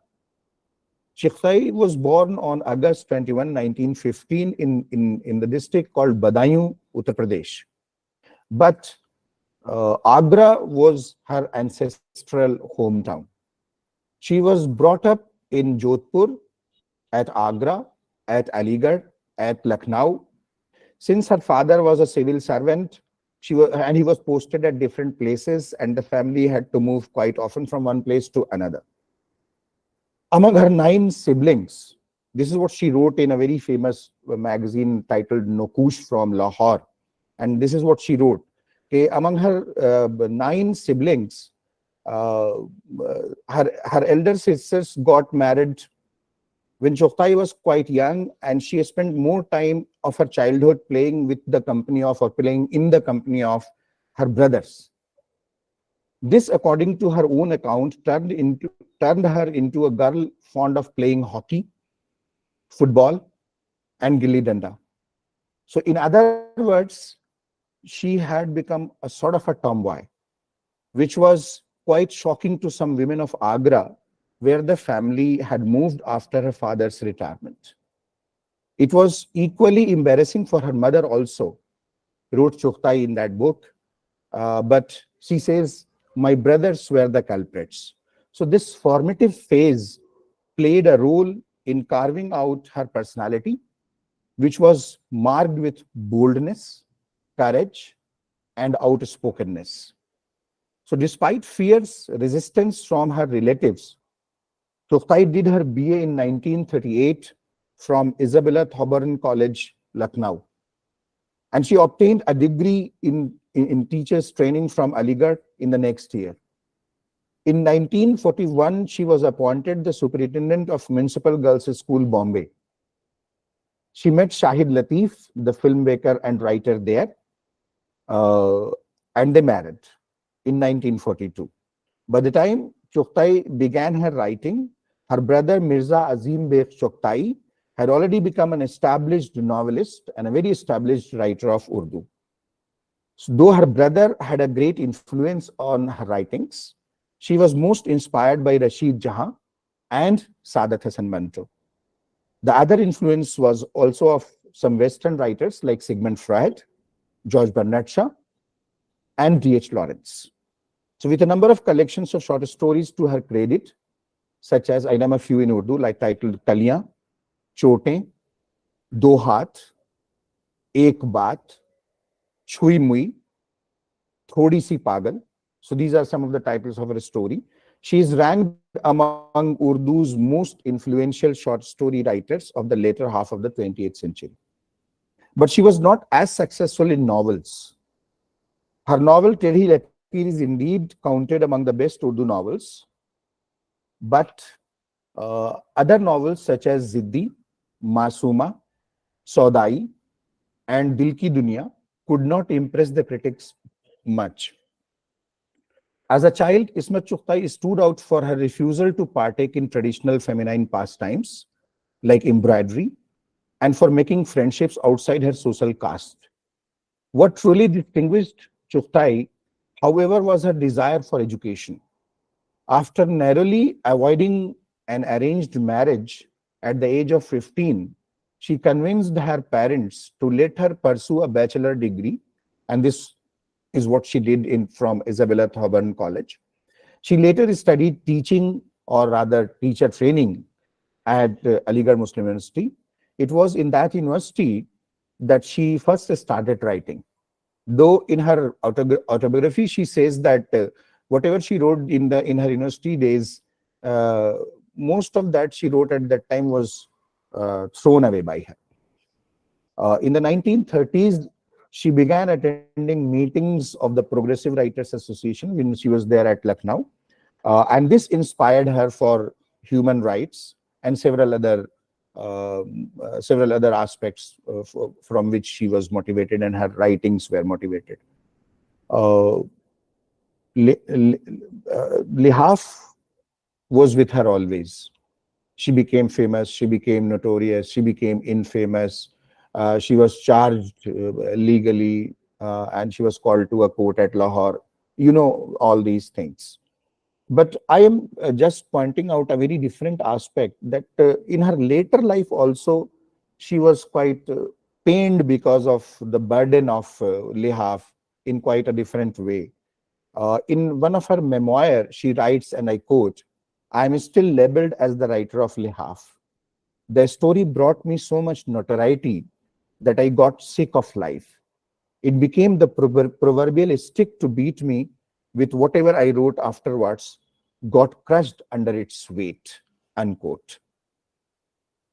Dear participants, in fact, apart from Lihaf, she went on writing several very groundbreaking works, several stories, fiction, novels, etc. And at this juncture, I would like to mention a story which is brilliantly written. The story is titled Genda, Marigold in English. The story tells about a lower caste woman falling in love with an upper caste man. And I was looking to a critic, I'm forgetting the name, a critic of Urdu, and he regarded this particular story, Genda, Marigold, as the first Dalit story of Urdu literature, in which the protagonist, a lower caste woman, falls in love with an upper caste man. Okay, let's move ahead. So Chughtai, as I was trying to tell you, that he dabbled in cinema also after marrying Shahid Latif. She helped Shahid Latif in the writing of the film called Ziddi. I'm talking about the old one. And he also helped co-directing the film with her husband, the film titled Fareeb. And one can also find a film version of Lihaf that is available on the YouTube also. So she was outspoken, unapologetic. Chughtai was a writer, an educationist, and a champion of women empowerment. While her legacy is celebrated and commemorated by some, this daring icon of feminism has gone largely ignored within many other circles, literary circles of Urdu. So in some literary circles, she is praised, yes, of course, but there are certain very specific, you can understand it very well, that the very specific literary circles of Urdu across the two borders, where she has been charged with different kind of things. So this overlapping has a lot to do with the controversial story that she wrote, titled Lihaf, which was banned in 1942 because of all those things, lesbian undertones, eroticism. She was charged of this also. Lihaf, as I was telling, it overshadowed much of Chughtai's subsequent works, and she was annoyed because of this. So although this did not stop her from continuing to write fearlessly on tabooed topics and advocating for women's rights throughout her life. So Ismat Chughtai was highly inspired by her elder brother Mirza Azim Beg Chughtai, who was a famous novelist. During her education at the Isabella Thoban College, Lucknow, and then at the Women's College at Aligarh Muslim University, she wrote a lot of literature of the subcontinent.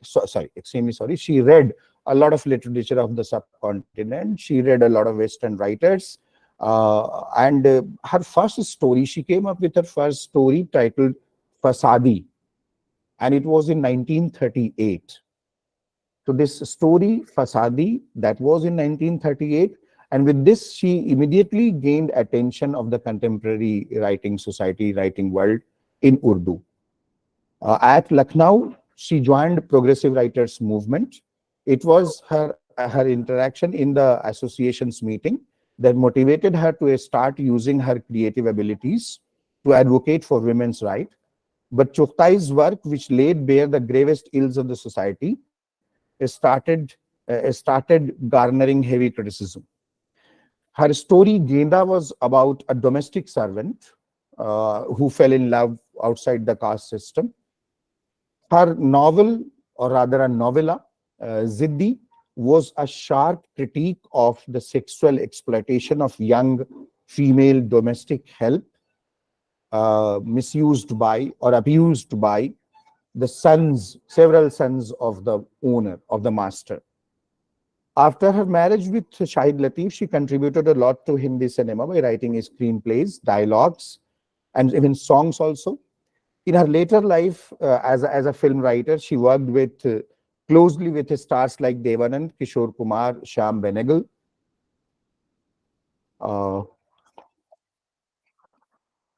Chughtai was opposed to the idea of partition. Kaustav sir, in his introduction, was referring to the stories of partition. So, however, I would also like to mention two specific things. One I am mentioning here is that she has been regarded. She was basically opposed to the idea of partition, and why I am saying so is because of the fact of a story that she had written. The story was titled as Jade, Roots, Jade. This is a story in which she incorporated the idea of resistance against partition. There is a female character, the protagonist of the story, a matriarch of a family, a matriarch of the house. The rest of the people are ready to migrate to Pakistan. The partition has been announced. They are ready to migrate. Some even have already moved, but she refused. And people were trying to persuade her to leave the Haveli. People were vehemently trying to migrate to the other side of the border, to Pakistan. The family members are ready. But she refused, and she did not go, in the story, she did not go to the other side of the border. In another book, Yahan Se Wahan Tak, Chughtai wrote about, and this is very relevant in the modern scenario. In this particular book, Yahan Se Wahan Tak, she wrote about the importance of art and free press. And I would like to quote Chughtai here. If writers, journalists, and thinkers turn away from present-day circumstances and write merely for personal gain, their work will lack vigor, and anything that is lifeless is not meaningful. And anything that is lifeless is not meaningful. Unquote. So, respected participants, dear participants, she explored the unapologetic feminism by continuing to write on unconventional themes like gender inequality and even same-sex relationship. At this juncture, I would like to refer to a very famous novel by her, perhaps as far as novels are concerned, Ismat Chughtai's novels are concerned, this is perhaps to be regarded as a masterpiece, Tedhi Lakir, which is available in English also, translated as Crooked Lines. So the Steady Rakir is regarded as her magnum opus, and it is a kind of a semi-autobiographical novel exploring taboo subjects, taboo themes of child sexuality, lesbianism, and abortion. As far as the writing style of Chughtai is concerned, she is believed in delving into the intricacies of everyday life with an everyday language. She saw the sensual minutiae between the four walls of the house and the sexual politics within the private. She once simply noted somewhere that her mind was, and I quote, an ordinary camera that records reality as it is, unquote. So, hence, according to Chughtai, such relationships between women existed in reality. And if such relationships between women existed in reality, then she had to write about them as a writer. So Chughtai was often lambasted by critics. Even she is lambasted by critics of her own clan, the leftists, the progressive movement writers association people. So Chughtai is still often lambasted by critics, including some on the left also, for what was seen as her preoccupation with sexuality. But then it was a charge that she herself shrugged off as untrue and irrelevant. And once again, I would like to quote from her autobiography. I quote her here. One's own experience and observation, uh, and for the allegations regarding obscenity within my novels, within my work, in my stories, I have put down everything with objectivity. Now, if this is what Kostav sir was also referring to, now if some people find them obscene, let them go to hell. It's my belief that experiences can never be obscene if they are based on authentic realities of life. Let us look at Chughtai as the chronicler of the unsayable. All right. So, the chronicler of the unremarkable, unsayable woman. She rejected the dexterity of or the literariness of the Urdu language at the cost of the dexterity of spoken Urdu. She is still relevant today because of her microscopic unveiling of life of the middle class women, deeply enmeshed in her wide circle of relatives and neighbors. So, dear participants, to read Chughtai is to awaken these women who continue to inhabit in the chawls, the flats, and the kothis of Chughtai's imagination. When Ismat Chughtai first published her work, people assumed it was a man writing. For who could write so boldly about the intimate lives of women but a man? In an interview conducted in 1972 by the famous academic Carlo Coppola for the journal Mehfil, Chughtai says, and I quote again, in the beginning, people were very shocked because I wrote very frankly, unquote. This frankness, however, did not stem from her command over the Urdu language. In fact, the two places where she got her higher education, Isabella Thoburn and the Women's College of AMU, the medium of education was English. So she, in her autobiography, writes that writing in Urdu, especially a literary Urdu, was difficult for her. So it was perhaps the dexterity of the spoken Urdu which she used, the spoken kind of language which she used, eschewing the literary that makes Chughtai extremely readable. Much has been spoken and written about Chughtai and her feminism. Even those who have not read Lehaf know the story that discusses same-sex relationship about women. She remains relevant, but not merely because she was a feminist at a time when women writing about the private lives of women was a dangerous activity. A new reader, devoid of any context, can also find these stories as the historic critique of the life of that particular society.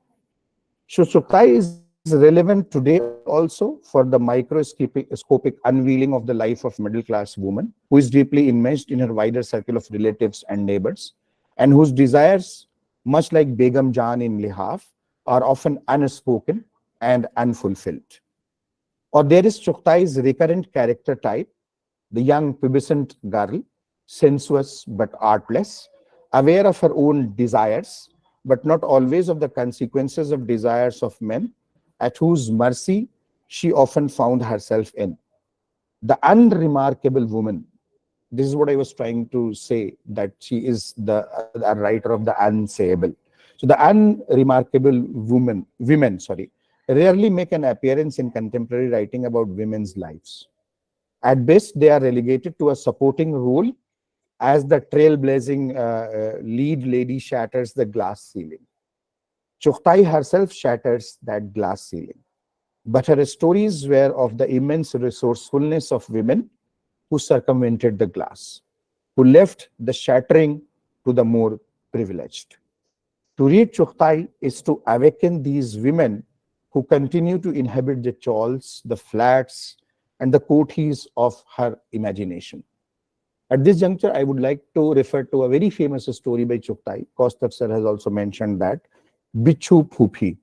Phupi is aunt. So Bichu Phupi, there in this particular story, there is a Tremagant aunt, at once spewing vitriol and loving her family in the convoluted ways, deals with the betrayal of her husband, a self-declared widowhood, and brothers who do not see the husband's indiscretion as unwarranted. Then there is another story titled Genda, in which a 15-year widow is impregnated by the young master of the household in Genda and cannot make sense of the absence of the man who has been sent away to protect the family's honor, or the physical and mental abuses she suffers on account of the child she now nurses. There is yet another story, a morsel, in which Sarla Ben, a nurse at a hospital in Mumbai, she is a masiha of the neighborhood. As a nurse, she is very successful. She is the masiha of the locality. But she is running out of time to find her match, to find a marriage, a suitable marriage, because she is untrained in the art of offering men a morsel. In another story titled The Mole, there is a young character of Rani. She finds herself at the receiving end of attention from three men, one of whom is making a painting of hers for an exhibition. So Manto once wrote about Chughtai, regretting his first insensitive remark in which he dismissed her as a mere woman. And I quote Manto, "If she had not been a mere woman after all, then we would not have found such fine and sensitive stories like Bhool Bhulaiya, Till, Lihaf, and Genda in her collection. They portray different facets of a woman, neat and transparent, purged of all artifice." Unquote. This was Manto about Chughtai.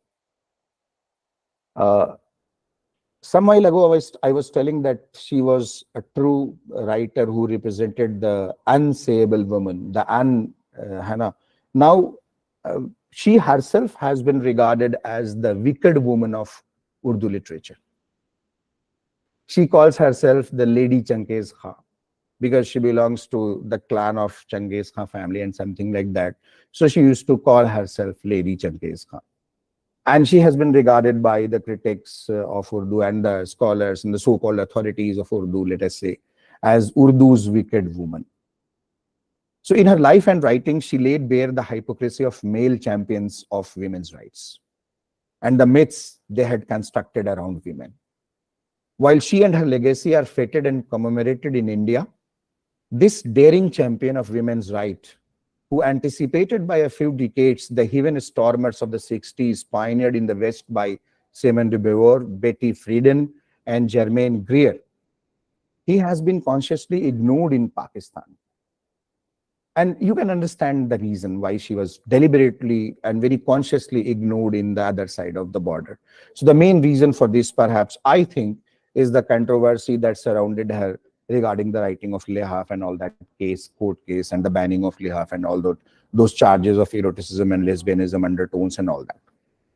Chughtai, of course, won the obscenity case that was filed against her and went on to write many masterpieces in short fiction as well as in the longer form of fiction. And most notable, as I said, was her Tedhi Lakir. It stands out among her 6 novels written with a very James Joyce-like style. Largely, there is a heroine in that novel, Tedhi Lakir, who has been said as almost a semi-autobiographical kind of a character created by Chughtai, the heroine called Shaman, who grows from being a precocious, rebellious, independent-minded girl to a politically conscious feminist activist involved in the Indian independence struggle. So for a writer routinely nicknamed as the female Manto, owing to her rebellious and daring persona, and Lady Changes Khan, as I said, she used to call herself like this. She traced her descent from the family of Tamerlane and Changes Khan and all that. So her life and legacy are surprisingly ignored by scores of middle-class girls in both Pakistan and India, who seem enamored with pop schlock television serials and Bollywood films advocating female stereotyping.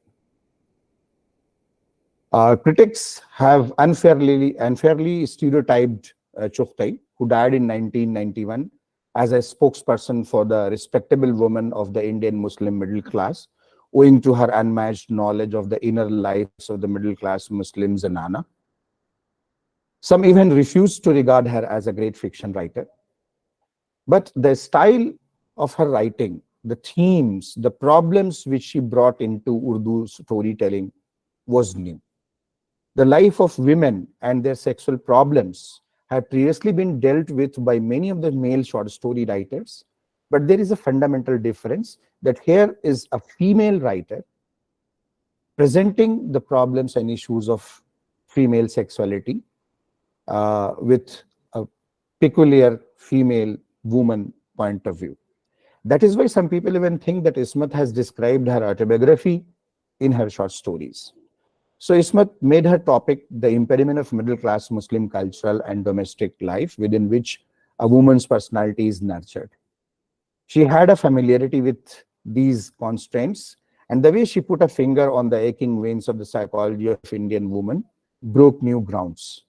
At this juncture, I would like to mention, for the last time, I would like to mention a few stories by Ismat Chughtai titled Dain, which is witch, something like that. Dain, Saas, Genda, I have already referred to. Neera is a very famous story. Jawani, again a very famous story by Ismat Chughtai. Uf Ye Bacche is a very nicely crafted story. Uf Ye Bacche. And then Ek Shohar Ki Khatir, for the sake of a husband. All these were short stories for Ismat's initial stage, but they not only possessed the anguished prime of youth, they also had the element of mystery and the satirical manner which unveiled a lot of secrets. So her satire is very concealed, or in her short stories, I would like to refer to a very famous story here titled Pesha. One translator translated this story and titled it as Profession. Another translator translated this story in English and titled it as Vocation. So whatever it may be, the story is titled Pesha. It was I regard it as among the most important, or one of the most at least important Urdu short stories on the basis of its theme.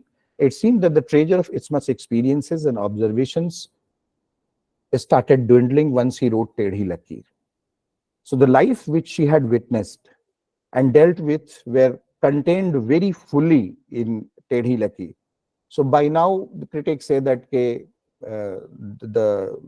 observations and the experiences have now started dwindling. Secondly, these issues were quickly found a secondary position among the writers of India, because the writers of India started having more deeper concern with more far-reaching experiences, more important themes, whereas Ismat was talking about these specific lower middle class or middle class UP Muslim household, etc. And they considered, the critics say that Ismat has no command over these kind of new issues that are coming to Urdu fiction and all that. So Ismat's style was most suitable for the novel and the short story. It had such beauty and attraction that no other short story writer could compete with it. Her short stories added numerous new words, new metaphors, and new similes, and even symbols also into the dictionary of Urdu short story. These words were already there and they were being used countless times, but they were used in Urdu Afsana for the first time. They were used in Urdu short stories for the first time. So this achievement by Ismat Chughtai ensured Ismat's individual style, individual craft as among one of the best Urdu styles or the writing styles in Urdu short stories. So Chughtai's novel Ziddi is the characterization of a young man who becomes wayward due to not finding the freedom of love in a class system. He loves a girl from the lower class, frowned upon in the social circle. The hero Puran rebels, and the story ends with a painful death. The heroine, Asha, commits suicide over Puran's dead body. This novel was the product of romantic excesses, and probably for this reason, this was popular among the youth at one time. Of course, Ismat Chughtai's greatest achievement was Tedhi Lakir. The novel's theme is sexual. Sex is the most crooked line in our society, and hence the artist who drew the cover page of the novel, pictured a snake on that cover page of the novel of crooked lines.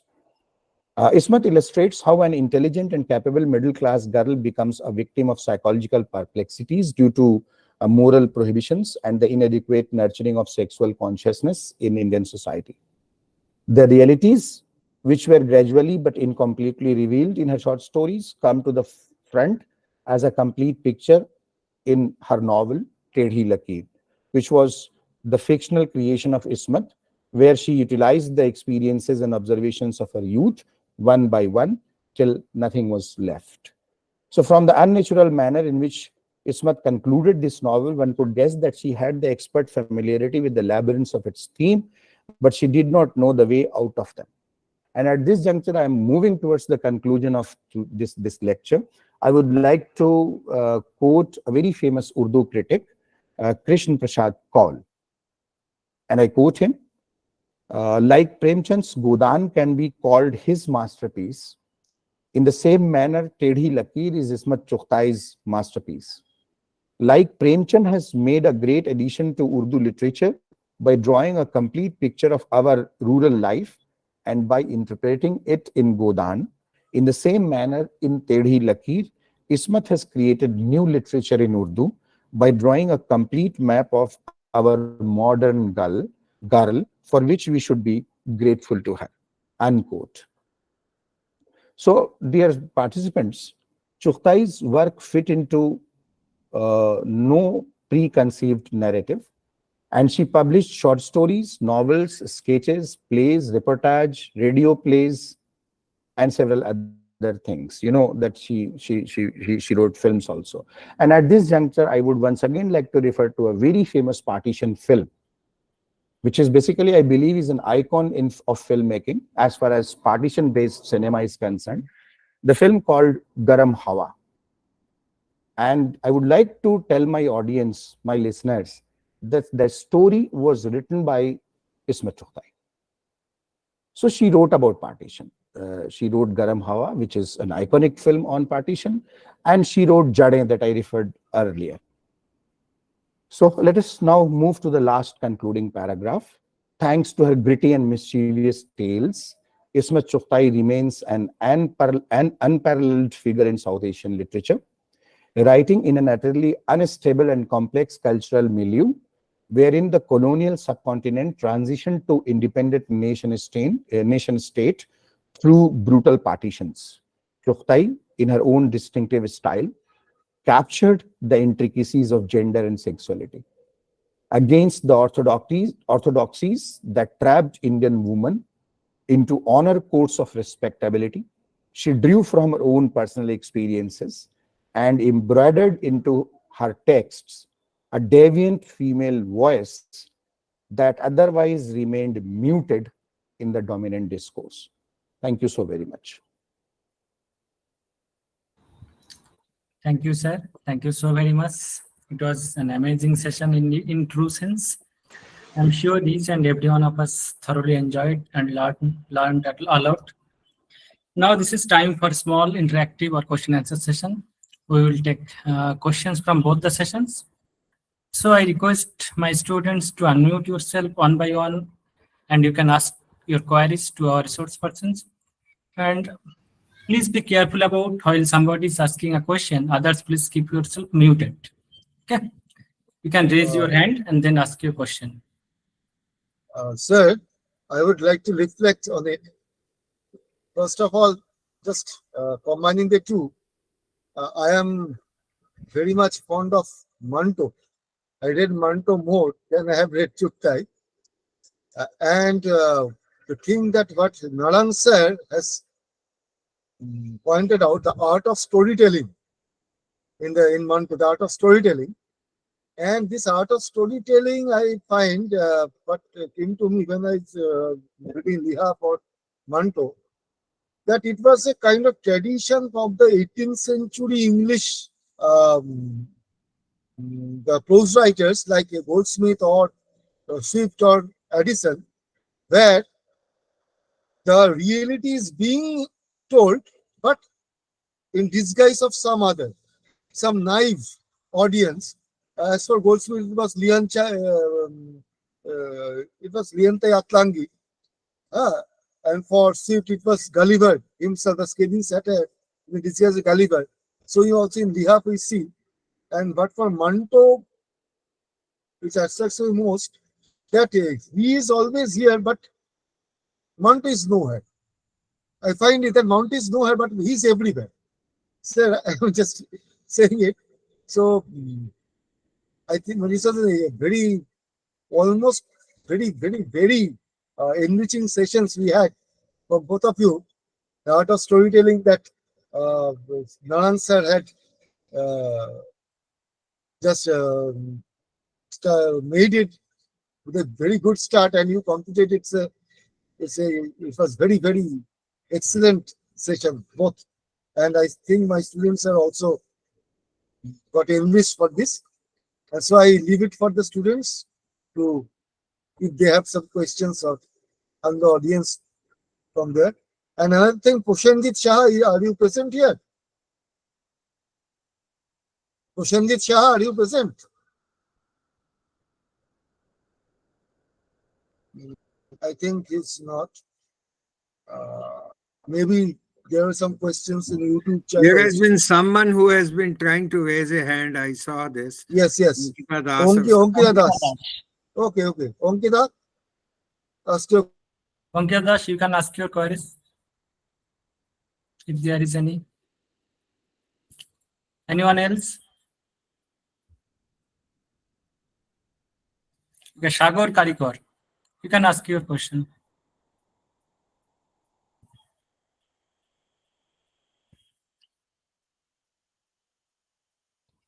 Shagor Karikor.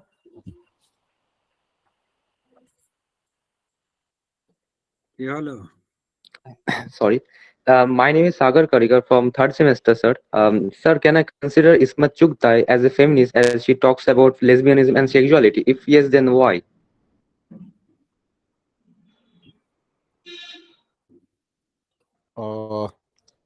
As I said, that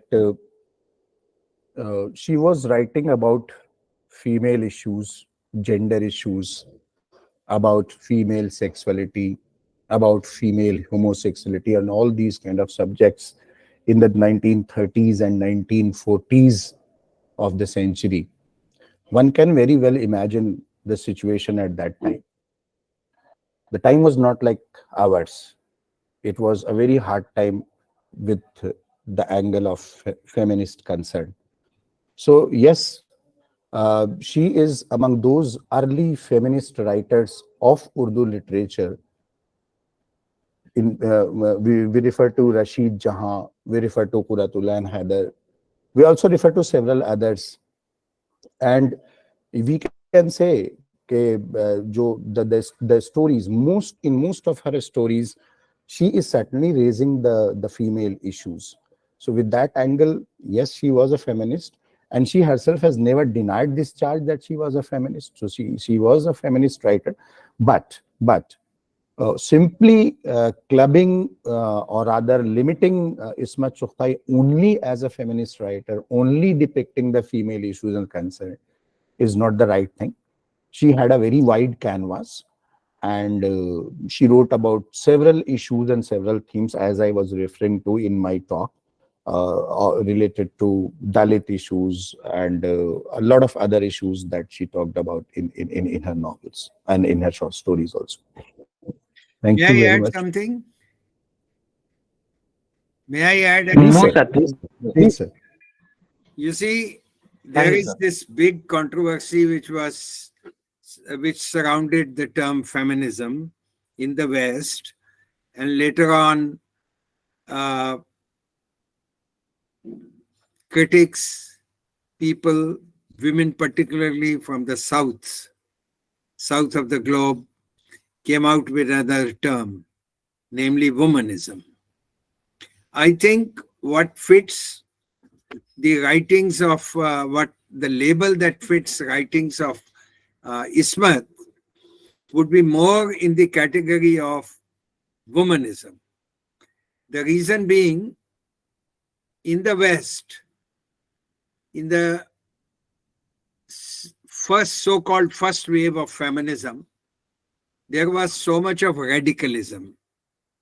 You know, extreme things being give up the family, don't talk of children, there can be a world without men, and we don't want to, be part of these daily chores and so on.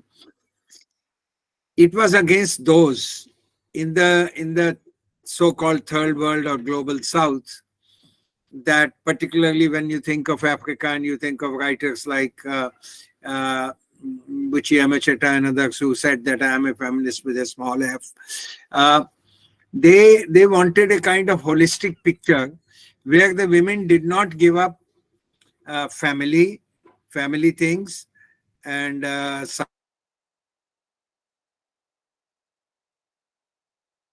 Sir, you are muted. Sir, unmute yourself, sir.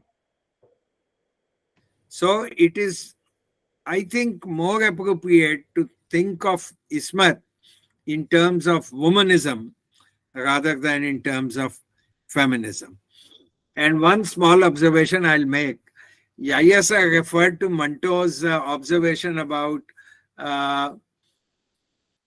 Ismat in a sentence that she is a mere woman. Maza nahi aaya, sir. The story is like this, that one day in a newspaper editor's office, Manto was sitting when Shahid Latif and his wife Ismat walked in.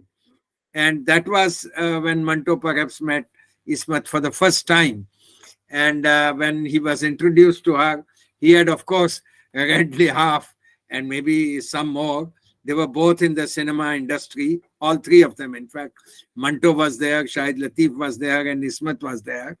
And his first observation was that she appeared to be a very simple woman, dressed in a cotton sari or something, and which went contrary to the kind of writing, the flag bearer writing for women, which appeared to be not consonant with her physical appearance. But more importantly, when they started talking of literature, and when Manto referred to Lihaf, and particularly referred to the ending of Lihaf, and made some observation, Manto says she became very embarrassed. And his sentence was very interesting. Ye kambakht to aurat nikli, which was a very interesting, again, contrast between life and literature, which also is visible in many ways in Manto. For instance, Manto is a very, very traditional person. In many ways, of course, despite his drinking and all, a very traditional religious person he comes out in many ways. हर कहानी लिखने से पहले वो ऊपर 7, 8, 6 लिखते थे, यानी बिस्मिल्लाह कहते थे. And so this this incident about Manto's observation about the ending of Lihaf is very interesting, where he saw that the radical ending did not go well with the appearance of the writer. Alauddin Mondal, probably you have a question. You can ask. Hello, sir. I am Alauddin Mondal, student of English Literature, Karimpur Pannadevi College, 5th semester. I have a question to Professor Narang, sir. Why did Manto write so much about prostitutes? Any particular reason, or it is his obsession? This is nonsense. Prostitution is a reality of life even today. The only thing is it has become more sophisticated, but in Manto's time, prostitution was a scar on the face of the society, which the society did not want to accept or see in the mirror. In Bombay, where he lived, for instance, there were specific areas marked like Bhindi Bazaar and others where there were prostitutes, and a lot of people, even respectable, went to prostitution. The sophisticated form of this was muzra, where people went to listen to music by women, dancing by women, and sometimes crossed over to have sex with them, and so on. Manto actually focused on what has now been called as subaltern, and prostitutes and prostitution, the profession of prostitution fell under that. I tried to say that he also wrote about certain other people. He wrote about Tonga drivers. He wrote about ordinary people, and he defended it. He says, I am not interested in what is routine in life. जो औरत दिन भर चक्की पीसती है और रात को सो जाती है, वो मेरी कहानियों की हीरोइन नहीं हो सकती. There is nothing dramatic about it. There is nothing to tell the society that here is something wrong. He wanted to show the society its ugly face, which society refused to look at. तो उसने कहा ना, वो टकियाई रंडी, he used that word, वो टकियाई रंडी जो रात भर काम करती है और सुबह सो जाती है, लेकिन सो के उठती है ये सपना देख के कि बुढ़ापा उसके दरवाजे पे दस्तक दे रहा है. That is, she is about to enter old age, and what will happen to her? Nobody will come to her. How will she live? How will she earn a living?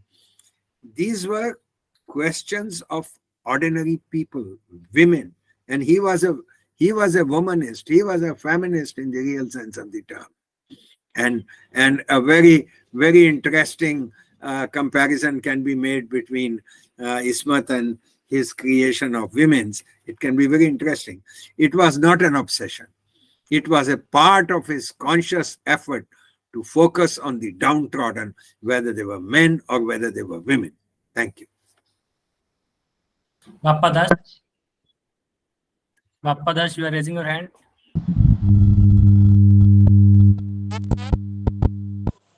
Yes, sir.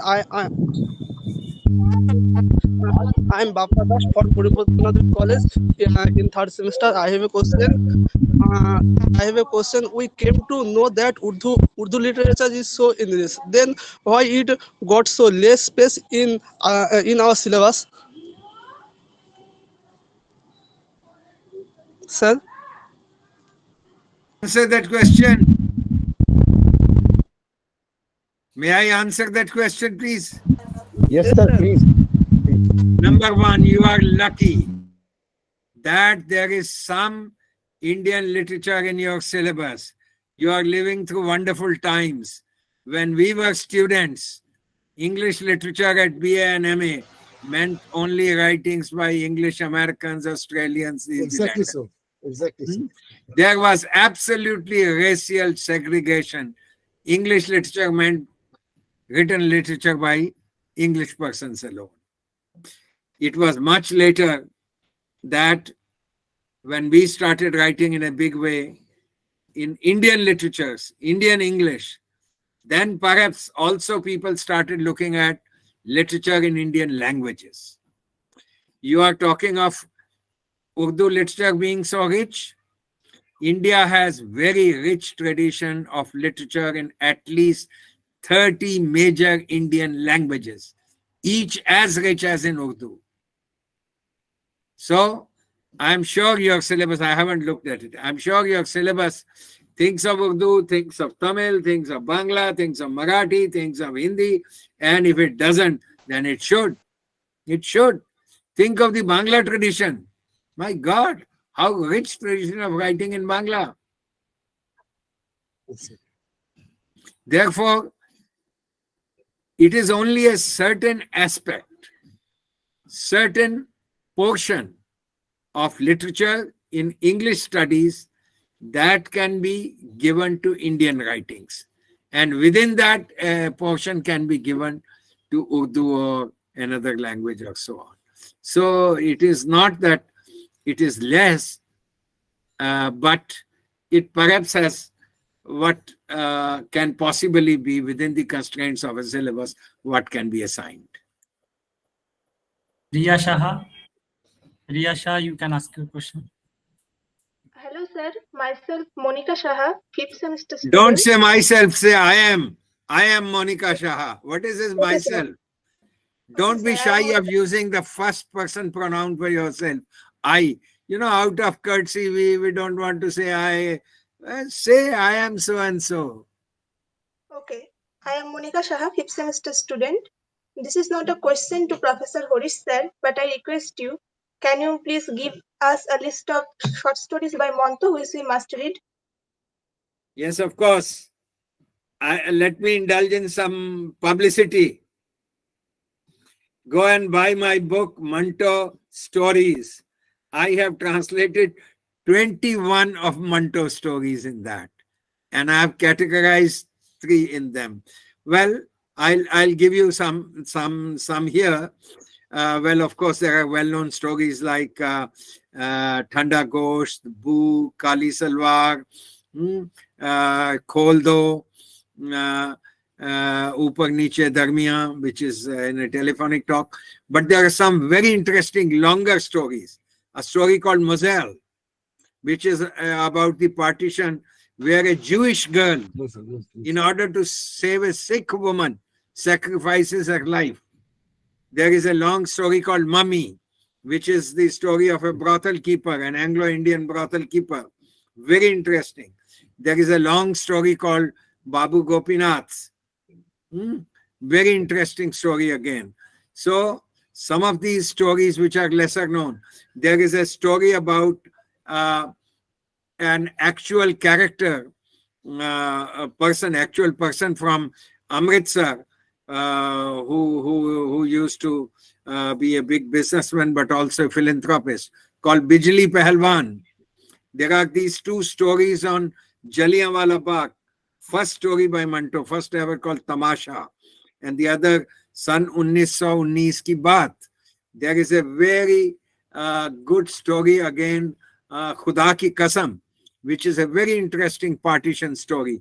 Then there are these capsule stories in Siyahashiye. So there are lots of stories. You know, he wrote nearly 300 stories.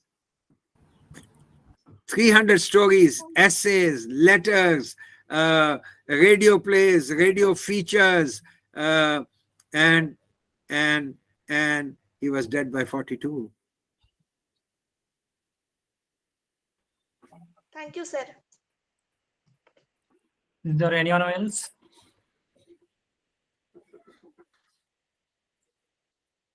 You can raise your hand and ask your question.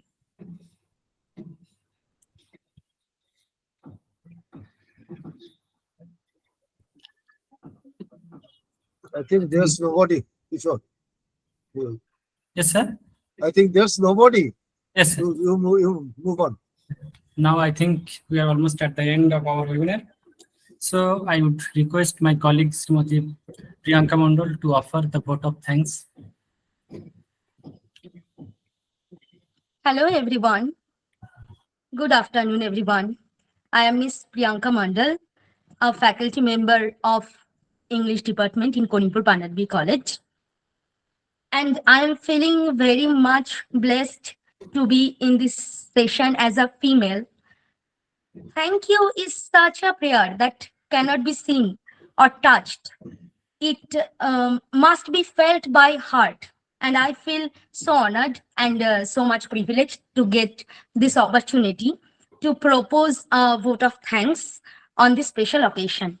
I would like to thank all the honorable delegates who blessed us with their presence. I am also very much thankful to the IQSC department and our beloved Prosenjit Saha sir and all our invited speakers.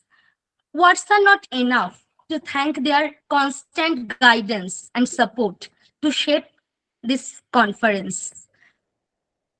I, on behalf of the organizing committee, convey my deep regards and hearty thanks to our Honorable Professor Horish Narang sir, and I am also thankful to Dr. S.M. Yahya Ibrahim sir.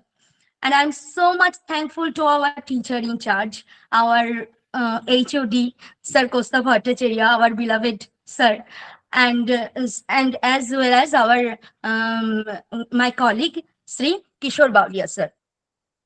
So they supported in all way possible to organize this conference. Today, my words are not enough to express the gratitude to our Honorable Professor Horish Narang sir, who graced us, Sadat Hussain Manto, and all the societal issues, human nature, and the historical and cultural context of Urdu literature in the 20th century. My sincere thanks to Dr. S.M. Yahya Ibrahim sir for his guidance about Ismat Chughtai that radiated a source of energy within us. We will remain grateful to you and we thank you for being with us today. An event of this dimension cannot be happen overnight. The wheels start rolling months in advance. We have been fortunate enough to be backed by a team of very motivated and dedicated students committee. At the end, I can say that if time is money, then today you have spent millions for us. Thanks to all of you for making this event successful. Thank you, everyone. Thank you, everybody. Thank you, Nayan sir. Thank you. Yeah. Thank you, sir. Thank you Thank so you much. Yes, for sir. inviting me. Yes, sir. Thank you, sir. Thank you. Thank you. Thank you, sir. So, good afternoon.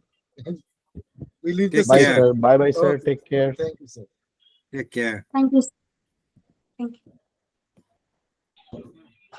Sir, Kostav sir, just request the participants to fill up their feedback. Otherwise, we will not able to send the certificate.